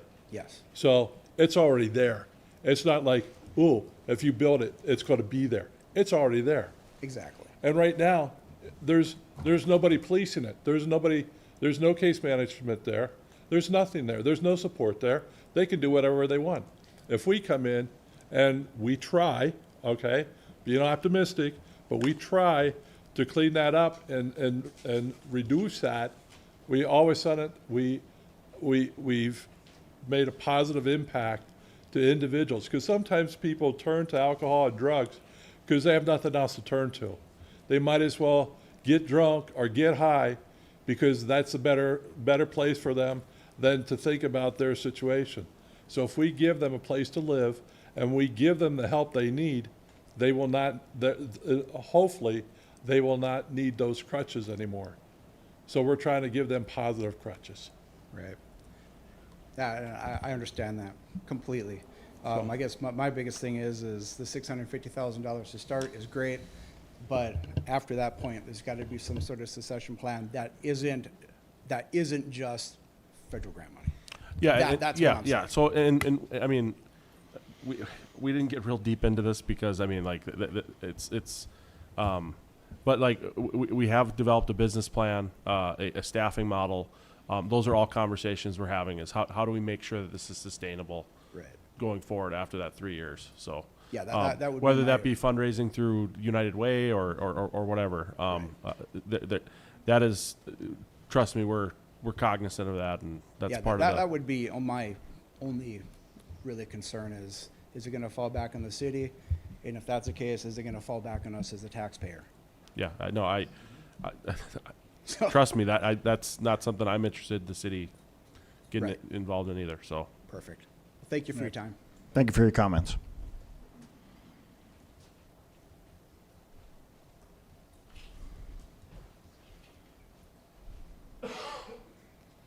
Hi, I'm Brittany Kralachek. I am in support of this homeless shelter. A consideration for me that I hope that you consider well is how will you keep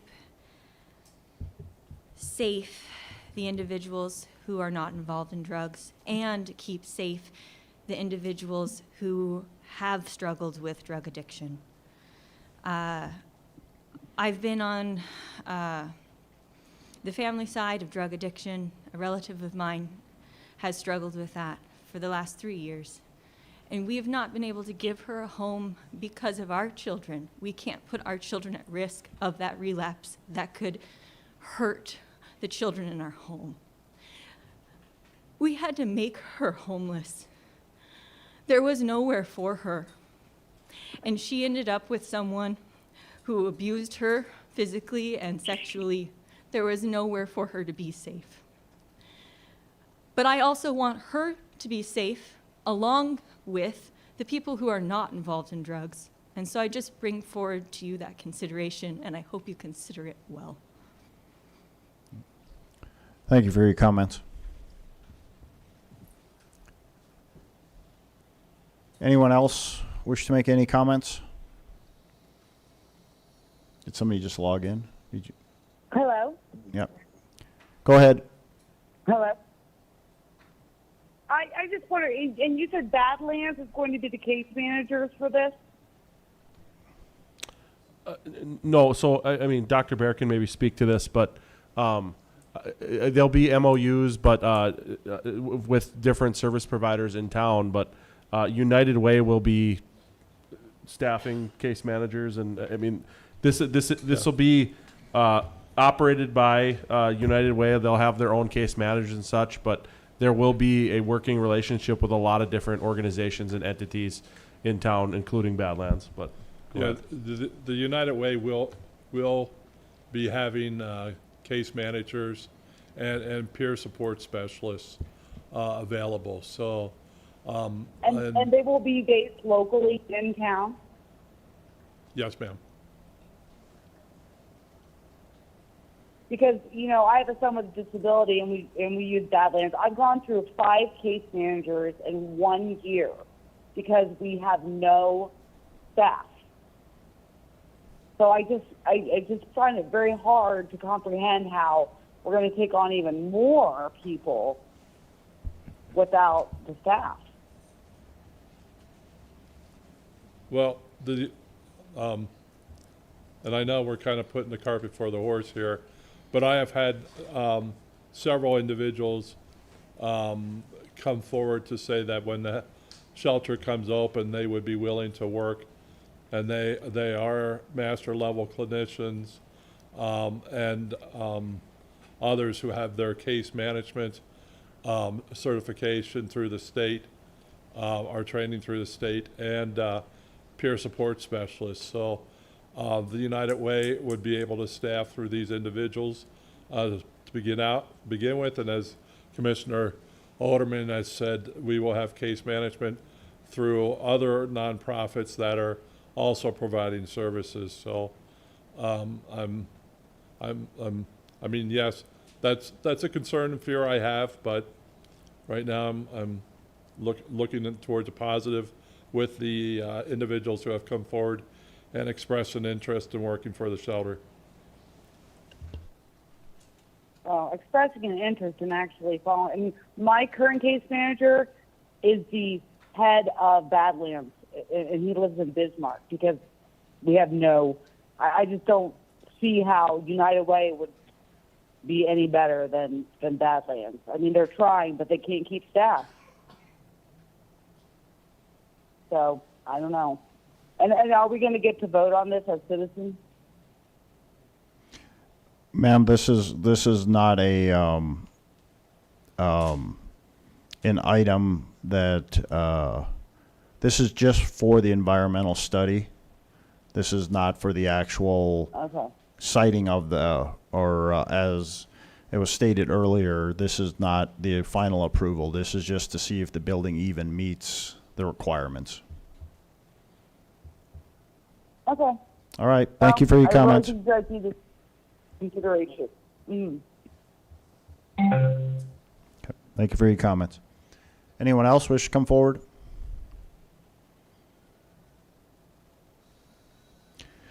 As I just stated, and as was stated earlier, this is money that would just be used to do the environmental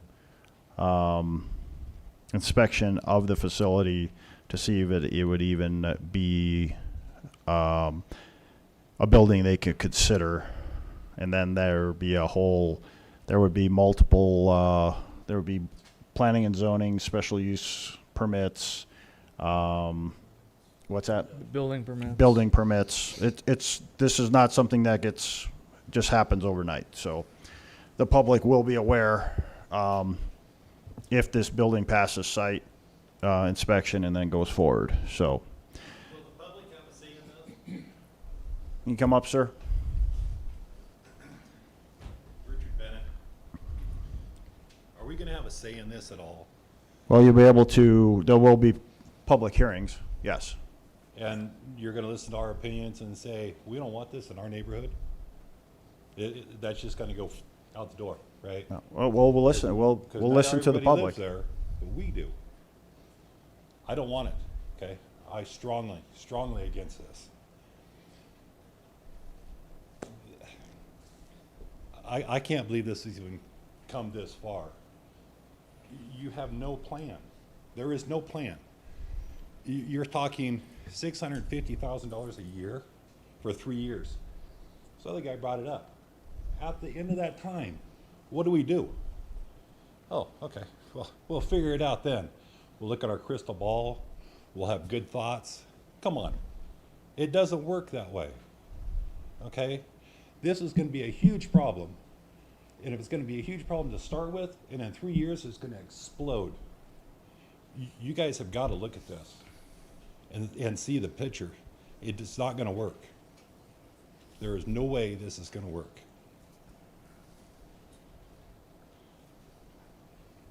Joe, I voted for you. Stand up for me. Thank you. Thank you for your comments. Anyone else?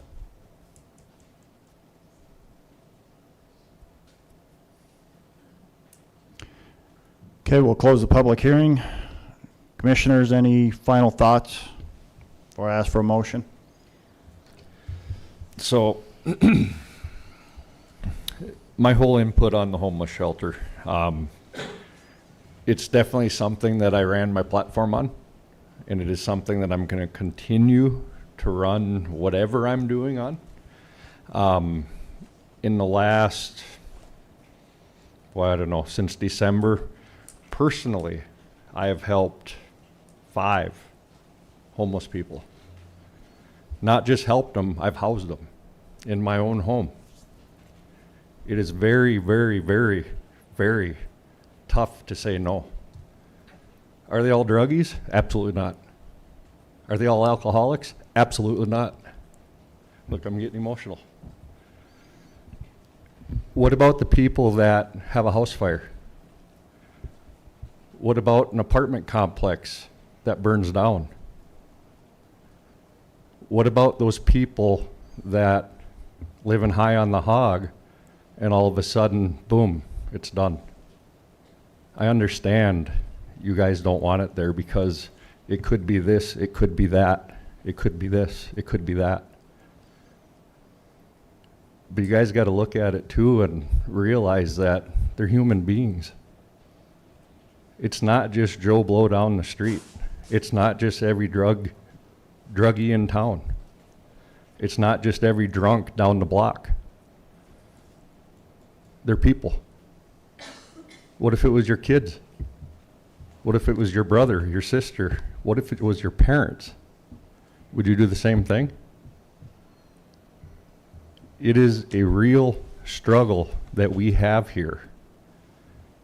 And I understand that your house is around it. I understand your business is around it. But that's also a problem. It is a huge problem. The money thing, it's minor right now. Because all we're talking about today is looking to make sure the environment is what it needs to be. That's it. That's all today is. Everything else, crystal balls, whatever you want to call it, planning will take effect after that. Because how can you plan something if you don't even have anything? I mean, that's the whole truth of the matter. I farm. I have to do that every year. I have to plan for things and try to make it work so that I can continue to live. I'm in the same boat as everybody else. If my farm fails tomorrow, guess what? I'm homeless. Dennis, Mr. Miller, if your business fails tomorrow, what does that put you? Find a job. Exactly. We would. Yeah, and I would too. There are. I agree with you. That's the whole thing of all these people being homeless. There's so many jobs. There are. Mm-hmm. But how about those people that need an address so that they can apply? You build a shelter on your farm. No different. But really wouldn't be. You're absolutely right. Yeah, you're absolutely correct. So where I'm at on this, I mean, clearly people can see. But it is a big issue in town. I know, like you said, 22 people in one day in the middle of January, or whatever date it was. Coldest day of the year. Coldest day of the year. 22 people. That's a big deal. It's a huge deal. How about those people that they didn't see? Or that weren't reported, or whatever the case is?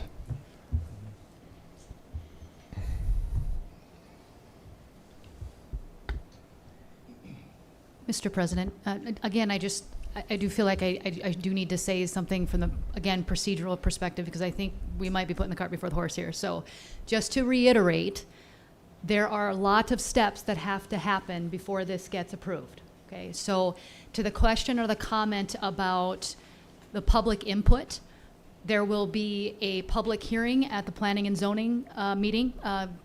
Chairman Frederick will chair that. There will be opportunity for public comment.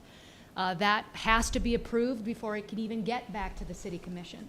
So there is going to be opportunity, and I think that for the purpose of that, when we've had situations of this nature in the past, it is always better, whether it's an engineering project or something of that nature, to have the conversations ahead of time with the individuals in the neighborhood to get those questions and those concerns addressed. And I don't think we're to that point yet, but I think that will likely happen, and I encourage it, because that should be happening before we even get to the point where we're talking at planning and zoning. But getting back to the point, to the comments about public input, there are going to be opportunities. This is not a final approval by the city commission to grant this location. I will say from my private experience in private practice, when you are purchasing structures of this nature, especially with federal funding involved, it is very common to have an environmental assessment done as part of that process. It's pretty standard across the board, so this doesn't shock me or surprise me at all. But again, I just want to reiterate, there will be opportunity for public input and comment as this process moves forward. Commissioners, any further comments? Mr. President, Commissioner Bear? I will abstain from the vote. Okay. Commissioner Bear will be abstaining. Again, before I ask for a motion, I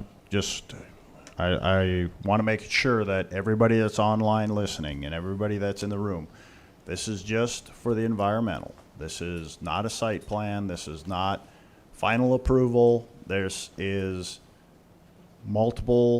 are multiple stages. There's planning and zoning. There's special use permits. There are engineering will have to go through. Building and code will have to go through this building. So there will be a lot of public meetings that you can all attend and voice your opinion.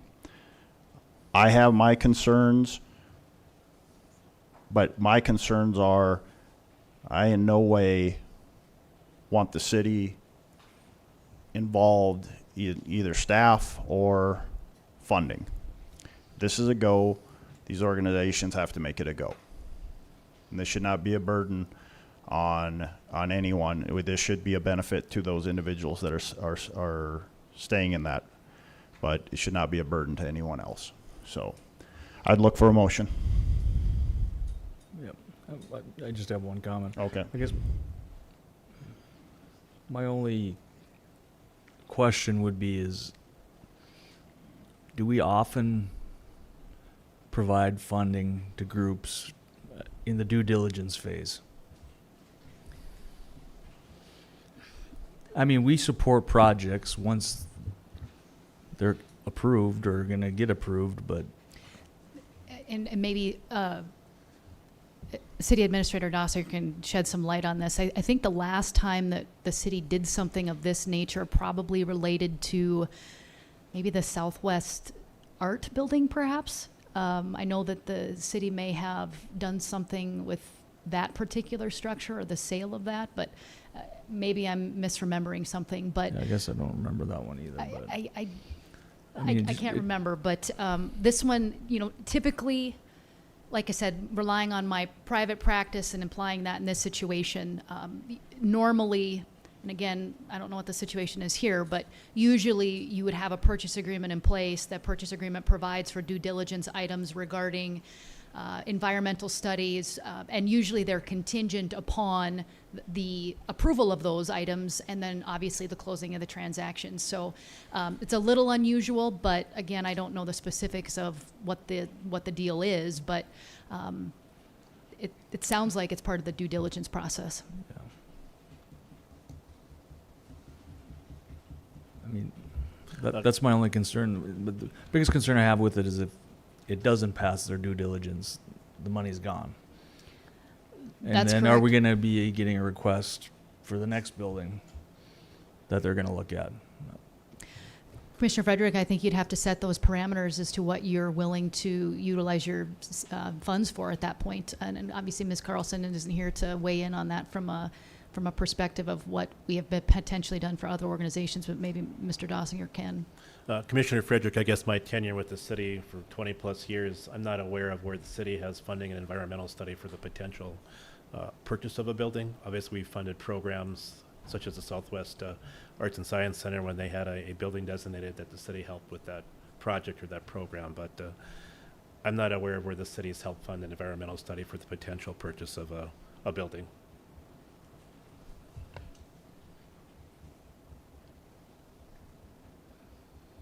Yeah, my 10 years here, I guess I don't remember us doing that. And Jason's probably the second longest. I'm not saying I'm against the project.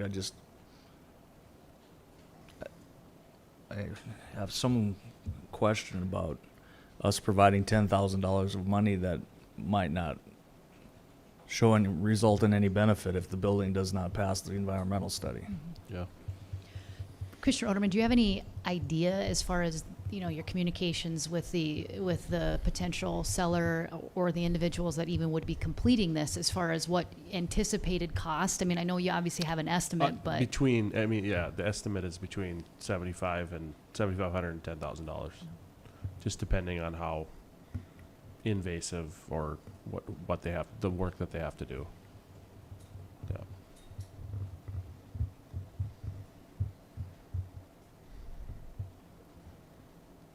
How time sensitive are these funds? Because I'd guess I would like, maybe we table this and find out from Mrs. Carlson. If we, we don't have anybody from finance here to answer. So that definitely not a decision that needs to be made tonight, I don't think. Okay. Then I guess I would like to hear from Mrs. Carlson if we've ever done something like this and the legality of it. Yeah, like I said, we do have $5,000 in leftover carryover funds from the planning grant that was through the Common Spirit Mission and Ministry Fund, and so that is available there, and we can likely utilize those for this environmental assessment. So. Okay.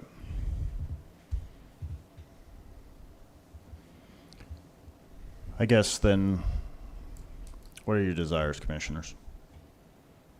Well, if everybody, I guess if everybody's okay to have that conversation, I would make a motion to table this until the next meeting. We have a motion tabled by Commissioner Frederick. Second. Second by Commissioner Riddle. Any further discussion? We'll go ahead and vote. Mr. Frederick? Aye. Mr. Riddle? Aye. Mr. Oderman? Aye. Dr. Bear abstains. Chair votes aye. This item is tabled. Mr. President, would you entertain a motion to take a short recess? Yes. We will reconvene at 25 after.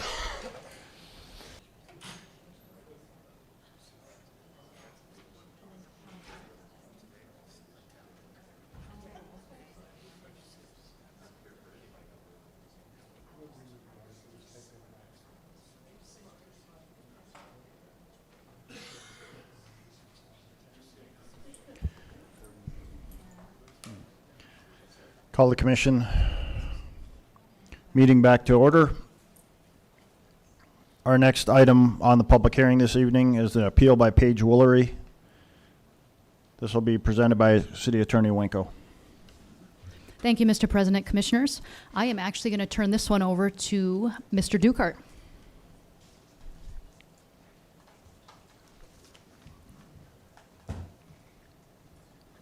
President Decker and Commissioners, I have a little nutshell on the property. 972 Dell Avenue is a property location. I don't know if this made it to the PowerPoint or not.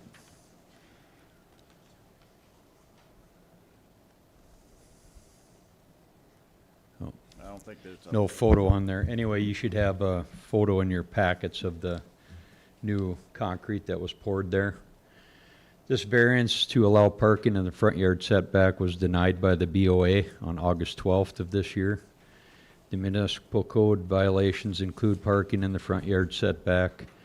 Neither the homeowner nor contractor inquired of concrete in this location or if it was allowed, and either one did not obtain a parking pad permit, which is requirement number 6. And all these are under the municipal code violations, section 3909008. Concrete was poured in the right of way or without approval. No utility located is on file. No property lines located as a requirement for a parking pad if that was allowed in that area. There's a couple other sections of the code also that are affected by this or basically pertain to this, and that's 3304110, private crossings. It shall be unlawful for any person to construct over or across any boulevard or sidewalk, any private or other crossing, except in conformity with the plans and specifications to be prescribed by the city engineer. And then 3304380, driving vehicles and animals across sidewalks and curbs. It shall be unlawful for any person to place, push, draw, propel any wagon, cart, buggy, automobile, bicycle or tricycle upon, over, against, or across any sidewalk or curb, or to use, ride, or drive any horse or other animal, wagon, sleigh, or vehicle over or against any crosswalk, sidewalk, or curb in the city. There's 7,200 residences in Dickinson. 972 Dell Avenue is the only one in my 4.5 years here that has been poured in the front yard setback on the living quarter side of the house. And this is also the only BOA appeal to the commission after a BOA denial that I can remember in my 4.5 years. So this is something that would set a precedent if it was allowed to remain in the front yard setback. I spoke with Wind Construction Management. They verified that their company, while working on a city project, only performs the work that they're tasked to do. KLJ was actually the project engineer in 2021, and that packet I handed to you earlier has that picture right on the front from 2021 of the mill and overlay being done at that time. So they were not tasked with it, and I also have an email in there from KLJ saying that that was not included to do any type of work in that on that particular property. So that taken into consideration, there are also miles of mountable curb all around the city, and there are no slabs of concrete or driveways randomly poured in these areas either. So if you have any questions, I'm here to hopefully answer them for you. Thank you, Mr. Dukart.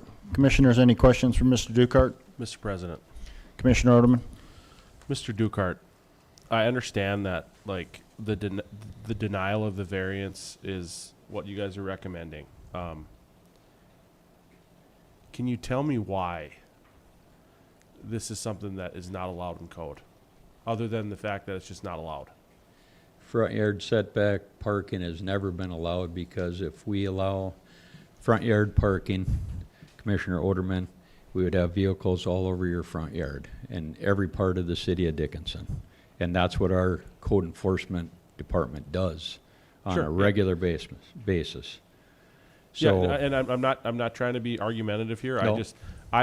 I'm trying to understand why the code is laid out the way that it is. The code is written that way so that there's no parking of vehicles or other recreational vehicles, etc., up on the front lawns. That's what the city curb and street is for, and also that's why the code implements 2 off-street parkings for every residence. And we also give, as in this section says, parking pad permits if you have enough width on the side of your garage side of the house. We will gladly grant you a parking pad permit. There's no fee to the permits. We spent 6 months or better with Ms. Wankel putting this into the code, discussed it with P&Z, and we implemented that so that we could have a hard surface for additional parking, especially if you have a detached garage on that side of the house that's behind the home, so you could get 3 or 4 vehicles in there. We're all about facilitating this for the residents of Dickinson, but the front yard parking defeats the purpose of any type of organization or property maintenance in the city. So I've got maybe a little bit of hypothetical question, not necessarily in the situation here because there's not space on the side of the side of the house on the front yard side. Let's say they've got space there to be able to put a pad in and back like a camper up alongside their house. It's not on the garage side, but let's say that their lot is orientated in such a way that they could put a pad in there and back a camper in or park a car or whatever. We would be opposed to that variance. we specifically made it on the garage side of the house, but I know what you're getting at here. Yeah. If the house was situated 6 feet from one side and it had 12 feet on the living quarter side of the house, if there was a way that they could maneuver into the rear yard setback, yes, we've done that, Okay, actually. all right, But those properties also put up a fence from the house to the Sure. property line and around, so that it actually ended up with the recreational vehicle in the rear yard setback. Okay. Because I know we talk all the time about, you know, there's campers all over town, there's RVs all over town, and they're parked on the street. That isn't necessarily the situation here, but like, I was just curious about how we approach things like that. If somebody does want to give us a solution that would perhaps get one of those recreational vehicles off the street, would we be opposed to that? But you're No, saying we that we could definitely work have on that, so, okay. facilitated that in the past. Thank you. Mr. Dukart, we typically would not allow two approaches, though. Correct. That Two is curb correct. cuts. Very So, I mean, rarely. even if you could get it to your backyard on the other side, you probably wouldn't get a curb cut. Is that my understanding, Josh? That is correct.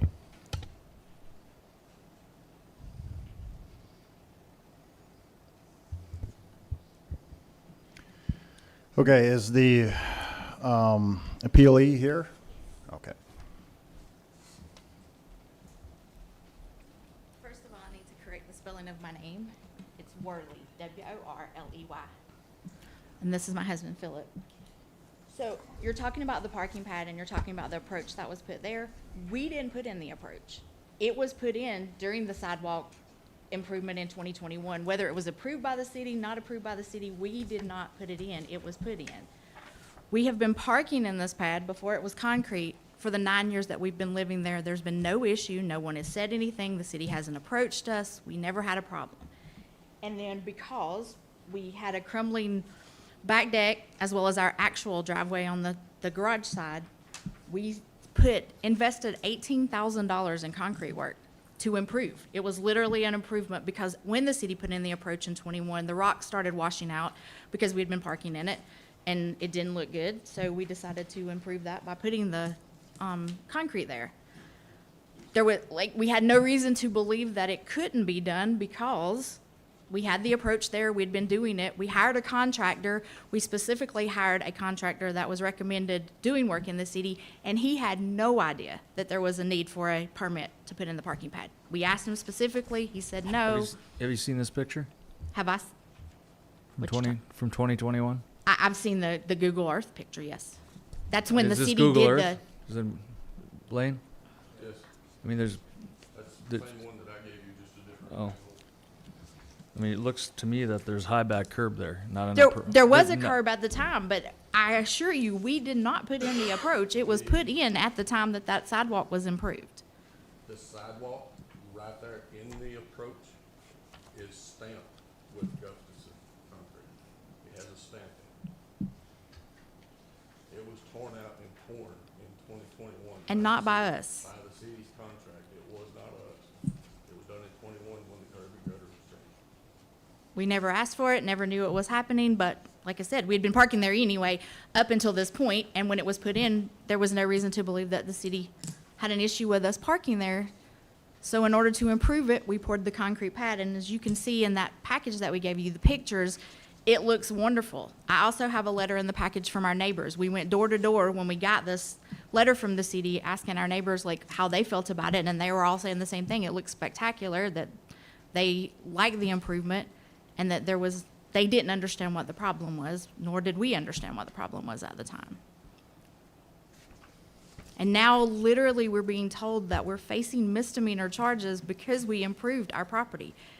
There's no way I would have spent $18,000 to do anything but improve my property. So I'm shocked that I'm looking at a misdemeanor because I did an improvement to my property. And that I have been almost a decade, I have been parking in this same spot. Specifically, it was part of the reason that we bought the home. We bought the home from the original owners, the Prowse family. They built this home in the 70s. They put the parking pad in, and they were parking there. They parked a trailer there at some point. They parked a boat there at some point. So we had no reason to believe or assume that there would ever be a problem with us parking there.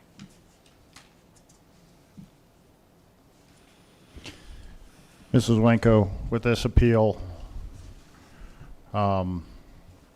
if it's, let's say we approve the appeal, they would no longer face any further action, correct? Correct, and just to clarify that, there's been no request to my office to do that. Obviously, that's just standard violation, so we haven't even considered that as an option yet at this point. So obviously, there's a process that's being followed, and we're following it right now, so. And we've investigated. Nobody knows who put this approach in. Nobody's come forward. Your contractor? Have we talked to their contractor? Our contractor had no idea who put it in. It was there before they ever came. Al's the one that showed me the stamp. Yeah. There's a piece of concrete there on the sidewalk. And you know how when they go through and they redo it, they stamp their logo into the sidewalk. It's all over the city. Yes. And right there in the center of the approach, in the center of that pad that I poured, is a stamp of Gustafson's that matches the same stamp right in front of my driveway. Right. And you can look at it until it didn't happen when we put in the concrete pad because it's two totally different looks, but we had nothing to do with the approach. I mean, I have no reason to. And you said you've lived there for 12 years? 9. 9. 9 Okay. years. And you've been parking there the whole time? Yeah. They've just been We've 9 years. Backing over the curb. Yeah. So For 9 years.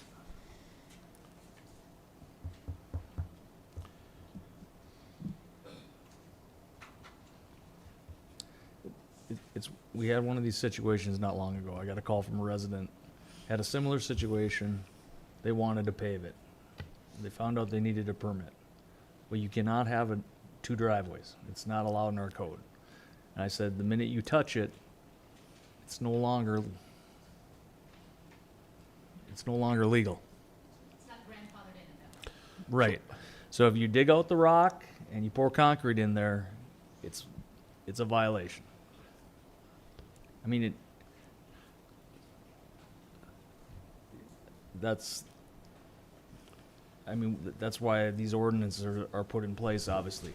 But my question is in this situation, they are telling me they didn't put in the approach. There's a stamp that says Gustafson Concrete. I don't know if that was the subcontractor on the 21 project or not. Somebody put the approach in. Well, now we got a conundrum. Yeah, because I wouldn't afford the project there. Neither would my contractor. Right. He assumed the same thing. There was approach there. There was no reason why it couldn't be poured there. And we didn't put the approach in. And the thing I'm struggling with is they spent money to improve their property. And now we're choosing to enforce the code. No, if they would have got, the contractor would have got a permit, they would have been told that it's not possible. Correct. But that didn't happen, but they were parking there, and Mr. Dukart just said that is in violation of code. People parking on their, on their lawn. What percentage of complaints are somebody's complaint driven? These kind of violations are complaint driven? 90? I would say the vast majority of them, and this is the first So if one that nobody I've ever seen complained, like this. It's never, and it was just gravel before. yeah, I agree. It wasn't a solid surface. Nobody's complaining that we probably, like we just talked about in the break, you can't drive by every house every day and see if somebody did something.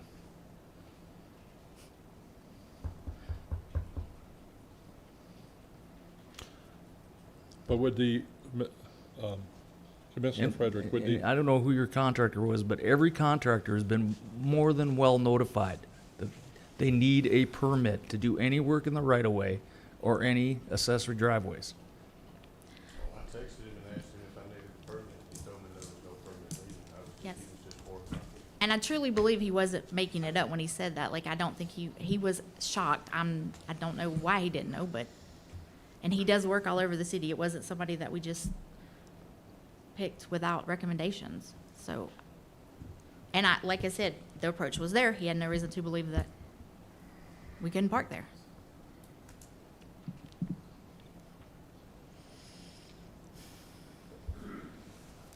Well, I think that we almost need to bring this back until we find out what happened. I don't think we can make a decision tonight, because if our contractor put the approach in, it makes it pretty tough to tell them they gotta tear it out now. From what, and I guess Blaine's done a little bit more digging into this topic and those kind of things, but ultimately we have no documentation from KLJ. I was just looking through the contract documents from the project, although I can't find it specifically, but I believe Wind Construction was the subcontractor. And Blaine said that he contacted them earlier today to see if they have any documentation of them installing the approach at that location. There was no documentation on file, so unfortunately, we don't have any documentation from the project to support that that approach was installed. Well, if Willie did this, I highly doubt that he stamped somebody else's name in the middle of the approach. I would agree with that. So somebody did it. And if it wasn't their contractor and it wasn't our contractor, who did it then? Do we even know who Gustafson Concrete is? So you want a motion to table this to find out? Yeah, I think I think we need to get to the bottom of what happened here. Okay. So it looks like we're gonna have another tabled object. Mr. President, I'd also like to maybe have a longer conversation at another meeting about some philosophical things with code here. Is like, why can't someone have two driveways if they want to on their property? As long as the property looks nice. Yeah, like what are we trying to prevent there? Like, I don't understand why that is code. Like, I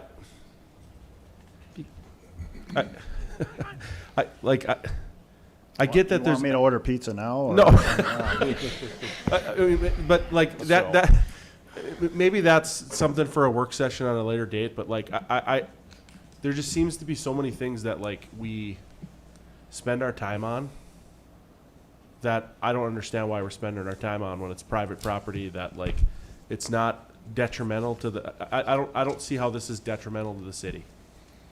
But So if you feel that way, then I mean, you can only make a have, motion. You can have only so many width of, curb cut. But That's why? in our code. I mean, there's a lot of reasons. I mean, every city has it. This is not some miracle thing that Dickinson made sure, up. but like I mean, just because every There's city. obviously reasons. I mean, let's say that somebody's parking their camper right there, right in their front yard, right next to your house. Now, it could cause a sightline issue for the guy backing out next door. That's why they keep parking on one Sure. side. Yeah. No. I get that. I get the sightline stuff and things like that. But like, I mean, we can only go by what's in our code, which states that any personal vehicles have to be parked on the side of the garage. Right here, parking of personal vehicles within an interior side yard must be located on a paved surface on the garage side of the property, but shall not encroach on the public right-of-way. and that's why I'm saying this is a philosophical question. Why? Why does that make sense? Like, why is that what we decided is the place that vehicles should be parked? So I think to add some context behind maybe a history, in our transportation master plan, there's a specific section in here in chapter 4 of the document that talks about access management. And access management is not necessarily limited to individual street intersections, but also includes drive approaches or driveways and those kind of things. And ultimately, just to read the first sentence, good access management strives to increase safety by reducing and managing the number of conflict points in a given roadway corridor. That's the first sentence of that portion of the document. So that's ultimately one of the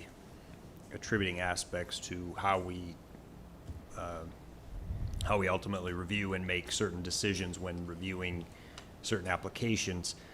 There's also a table then later down in the access management portion that talks about specifically limiting then the number of driveways on local streets. 1 per lot is the recommended practice unless there's a variance approved or unless more are required by fire code.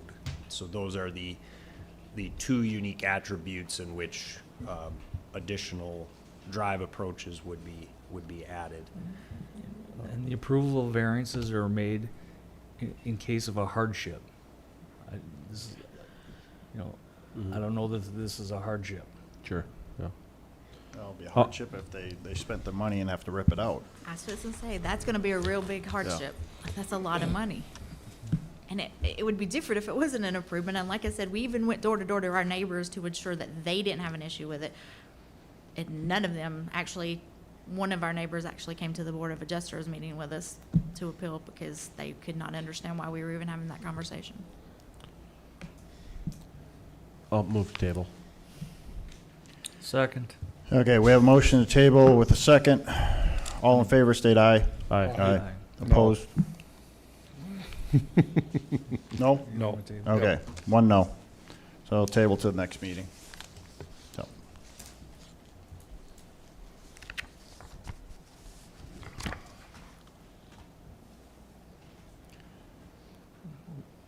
Mr. Solacek, you'll check that marking and see if we can figure out who did this?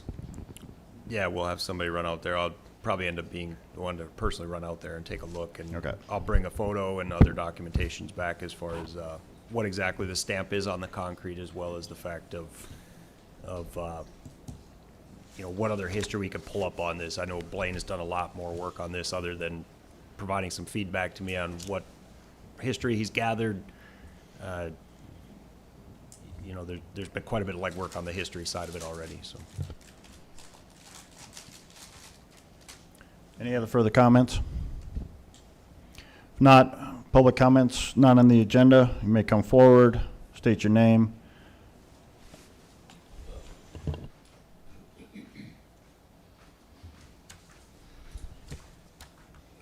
Good afternoon, Commissioners. My name is Seth Helgeson. We still don't have a clarification on what percentage I need, and I think Ms. Wanko was lying. And she was talking about a conflict that arises, and she's right. We have a conflict. She's doing everybody's job, and when that conflict arises, where is it at?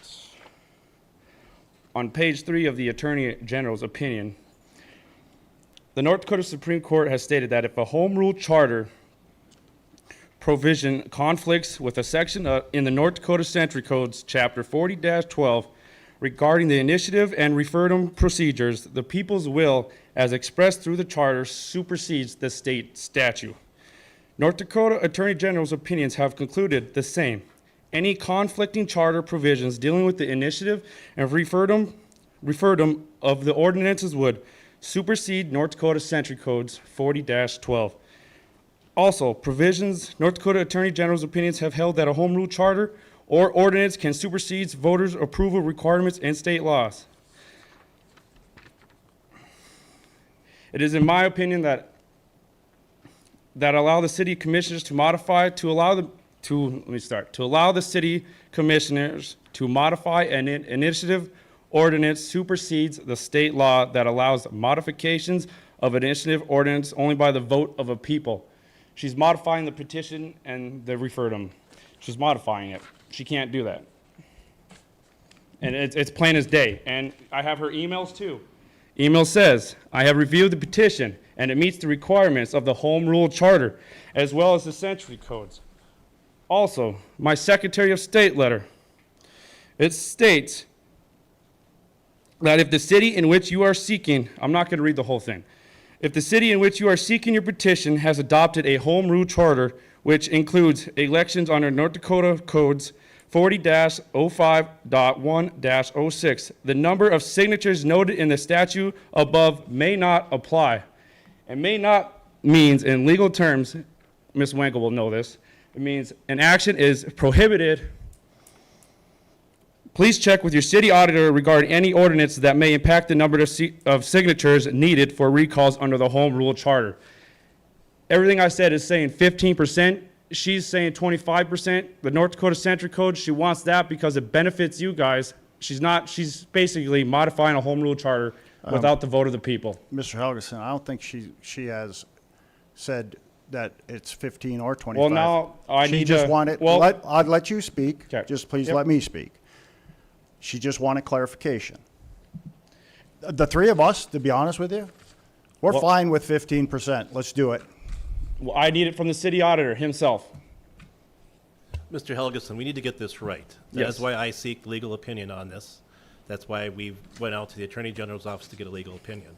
This is very important to the city of Dickinson. We have to get this right. I trust that the Attorney General will get his opinion back to us as soon as he can with the best recommendation moving forward. That's why we're doing this. I believe you're wasting my time. I believe you know exactly we need 15%. I read you everything you needed to know. I have the evidence in front of me. I think Leanne Oliver also said it clearly states 15%.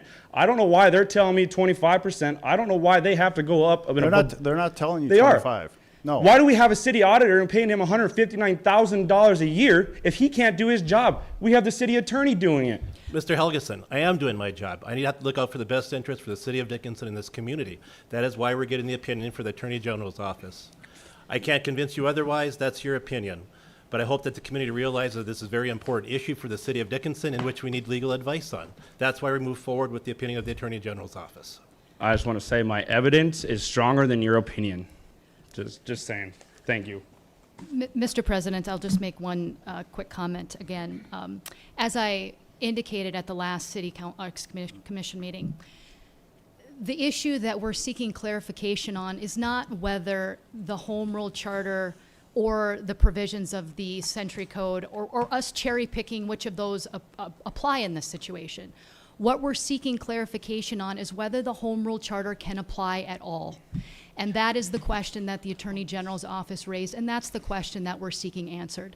And at this juncture, I've informed Mr. Helgeson in a letter that was dated, I think, August 15th, that it's my purview that we proceed with the Century Code until we hear otherwise. Because the last thing that the city needs, or Mr. Helgeson needs, is for us to proceed under the Home Rule Charter and for the Attorney General's office to come back and say that the cities cannot do that. Because if you specifically look at the Home Rule Charter, Century Code, and the provisions of which are in it, it specifically allows cities to deal with their elections. It doesn't have a specific requirement that talks about recall. And that's the question that's been raised. And this is not a referendum, and this is not an initiative. And the city doesn't take a preference on whether it's 15 or 25, because at the end of the day, we're gonna have to deal with it anyway. So we want to make sure that we get it right. And that's the point, and that's the request. And that's all I'm going to say about it. Like I said, I'm not going to get into an argument with Mr. Helgeson. His opinions are his own, and that's fine. My opinions, I got facts, they're different. But I've read your contract. I think that you guys need to give her a 30-day notice and fire her. She's making up her rules as she goes. I mean, you can go through these emails. I got them. You want to look at them? Okay. Everything states 15%, not 25%. They're all saying 15%. She's making up her own thing. Mr. Helgeson, if you've got 15%, if you've got that number of signatures, hand it in. Hand it in, and then she's going to reject, not the city auditor. She's going to. She's doing his job. She's doing your job. She's doing their job. I mean, we ask questions, we get a response from her. But Mr. Helgeson, if you're See where I'm coming at? You see why I'm so frustrated? Do you understand where if you're that confident that 15% is all you need, hand them in, and then you can have your recall election. I want this city attorney to admit that she's wrong. That's what I want. I want her to admit to the people she's completely has no idea what she's doing. I'm done. Thank you. Thank you for your comments. Anyone else wishes to come forward?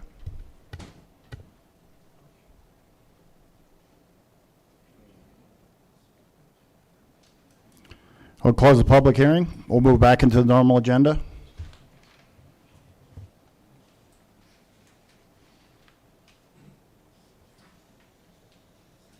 The last thing we did was the EMS chief. You guys correct me if I'm wrong. Okay, Chapter 39 zoning text amendment fence permit. This will be handled by Mr. Dukart.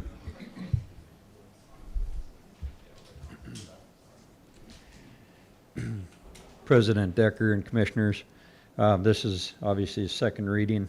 I just wanted to clarify for the public and for the commissioners that I did some research on this, and the fence regulations were discussed and enacted in August, September of 2013. So the text was just never put into the municipal code, but as Ms. Wenkel could put, the actual script and the regulations were correct. They were enacted at that time. I have a fee schedule and the whole 9 yards here to show it.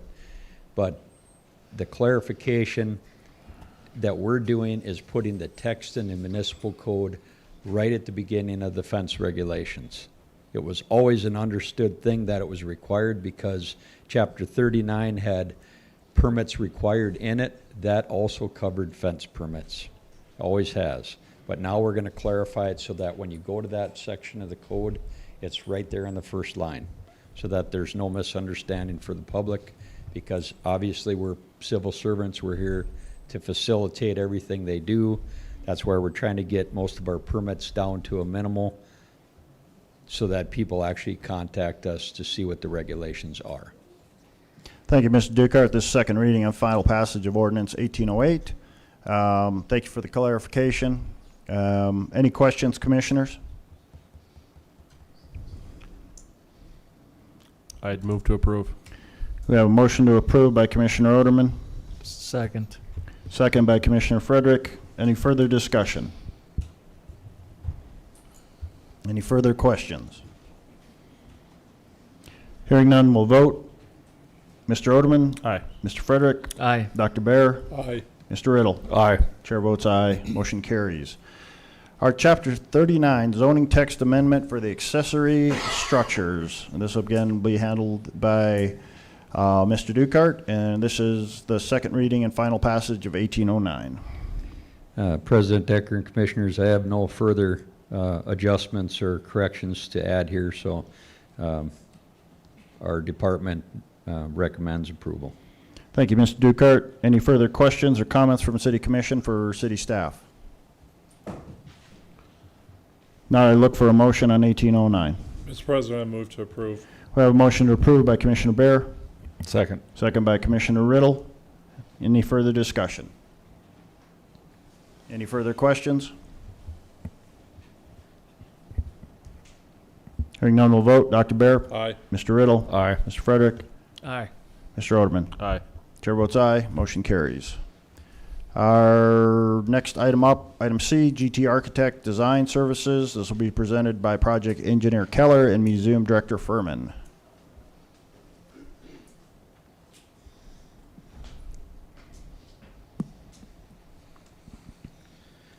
Good evening, Mr. Mayor, Commissioners. For your consideration is a contract for a contract amendment with GT Architecture. The contract amendment is for preliminary design for the expansion and upgrades, such as ADA restrooms and such, to the museum. This amendment includes the addition of civil, structural, mechanical, and electrical engineering. And the contract is submitted for $199,000 on a lump sum basis. The city attorney has reviewed the contract, and the city engineering staff recommends approval. Thank you, Mr. Keller. Any questions for Mr. Keller or Mr. Furman on the museum design contract?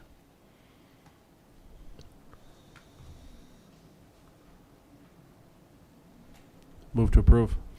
We have a motion to approve by Commissioner Oderman, Second. second by Commissioner Frederick.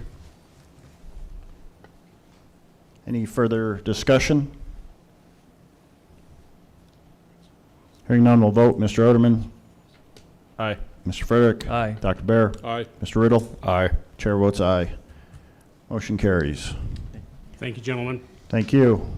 And Project Engineer Keller, you have the entrance signs for the City of Dickinson.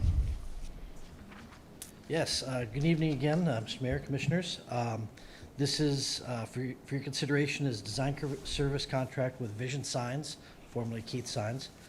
This contract is for design renderings of potential Welcome to Dickinson signage within the planned roundabouts on Highway 22 and the West Business Loop. These renderings will be used as part of the permit submittal to the North Dakota DOT. The submitted contract for design services is $1,200 on a lump sum basis. The city attorney has reviewed the contract and approved it, and the city engineering staff recommends approval.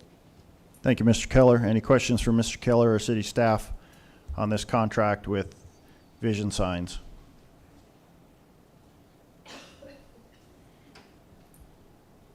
Now I look for a motion. Mr. President. Commissioner Oderman. Real quick here, Mr. Keller, there's 8 potential entrance locations. Yes, sir. How many are we going with there? We have not, the final locations have not been picked. Okay. At this time. The information coming back from Civil Science recommended the possibility of putting Welcome to Dickinson signs in the roundabouts as excellent locations for the signage. In discussing with the NDDOT, the NDDOT doesn't have any procedures in place for putting signage in roundabouts. That's why you haven't seen any that you've seen across the state.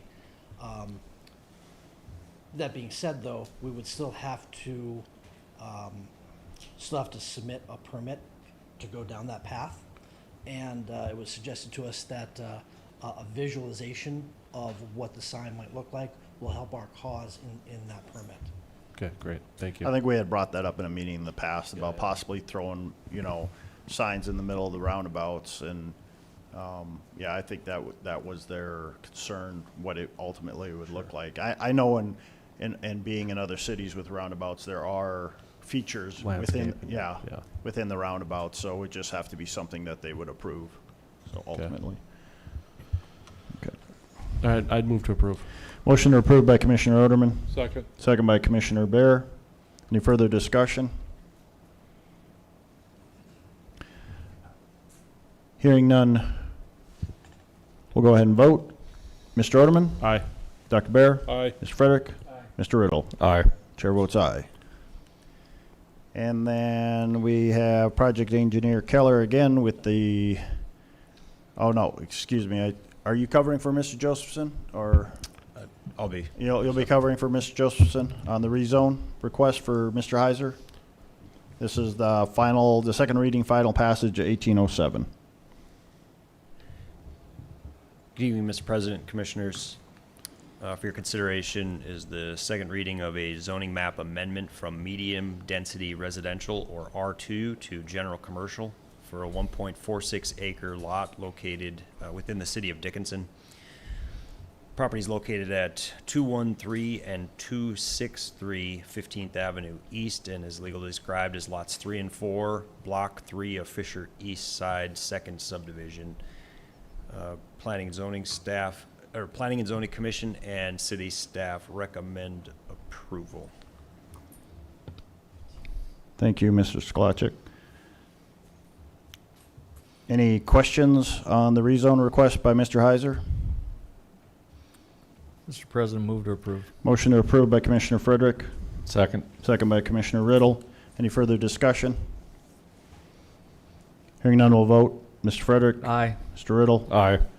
Mr. Oderman? Aye. Dr. Bear? Aye. Chair votes aye. Motion carries. And then we have bar engineering contract for the East Broadway Dam. This will be handled by Project Engineer Keller. Mr. Mayor, Commissioners, for your consideration is a design service contract amendment with Bar Engineering.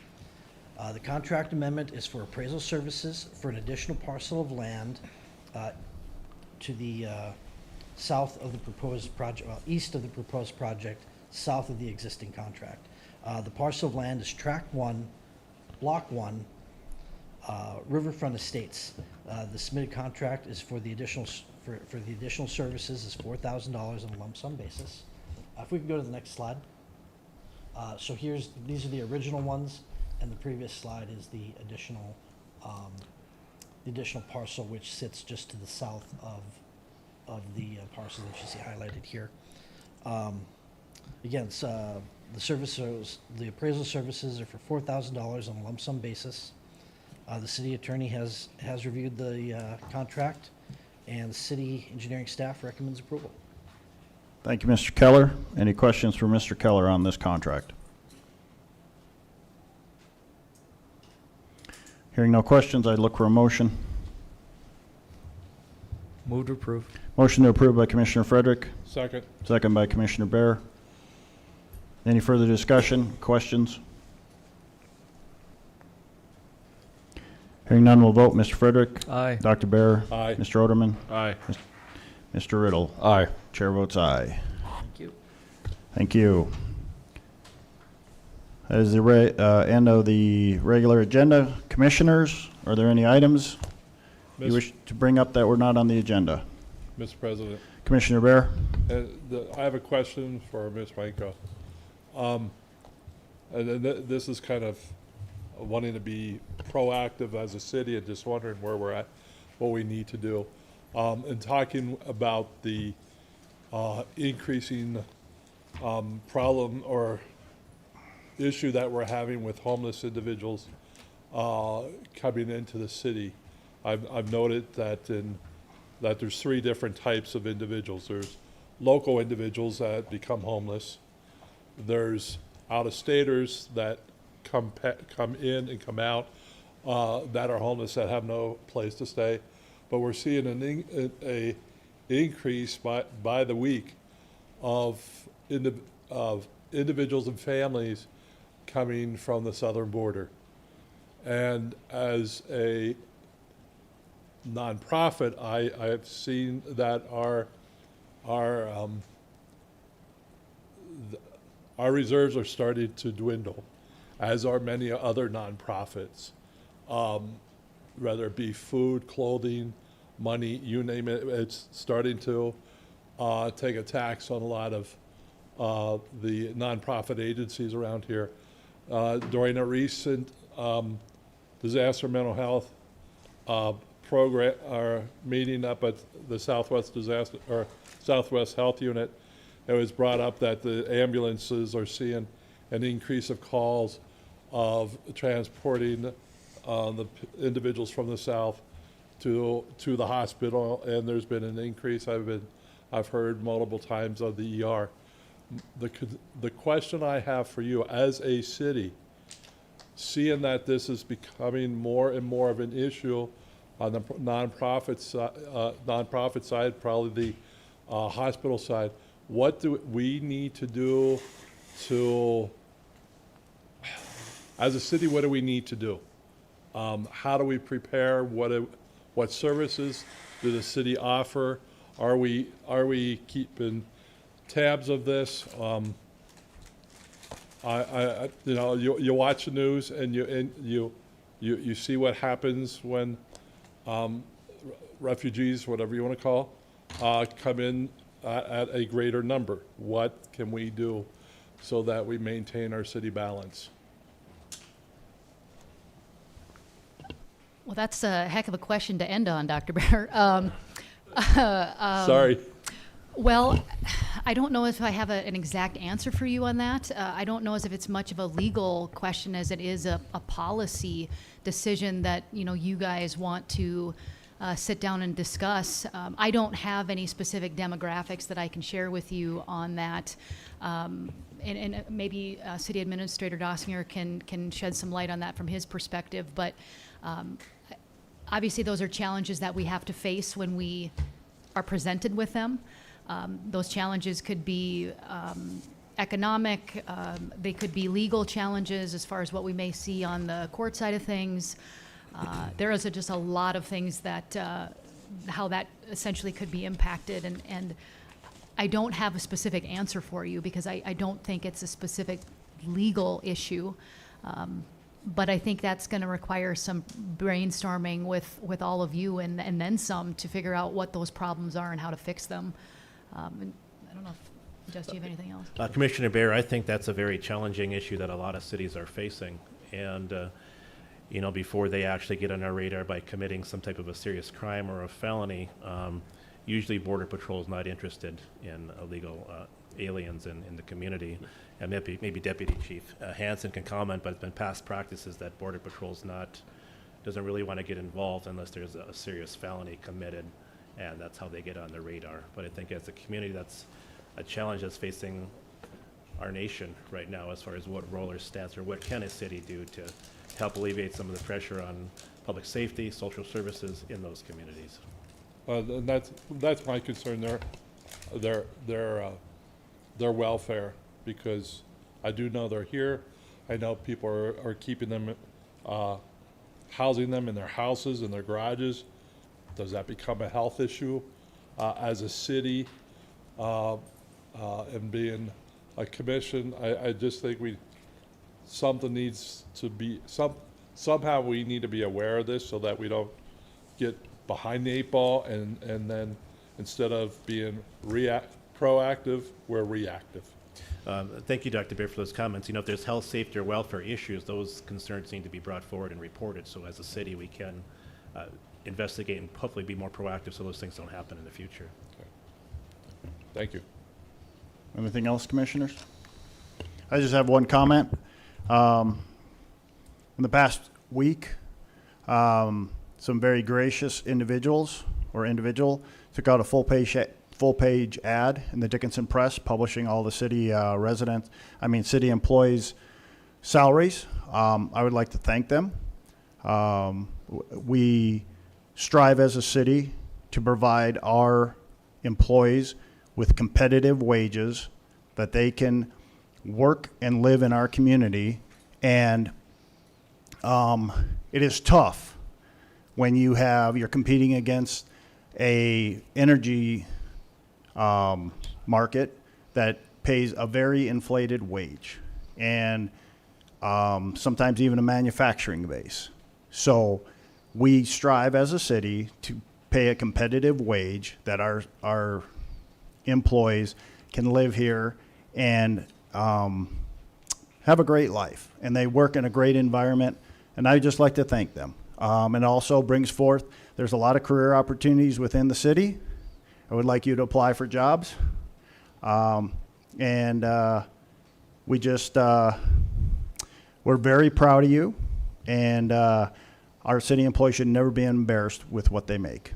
So I would just like to, like I said, thank the individual who took out that ad. So that's it for my comments. Anything else? Look for a motion to adjourn. So moved. Second.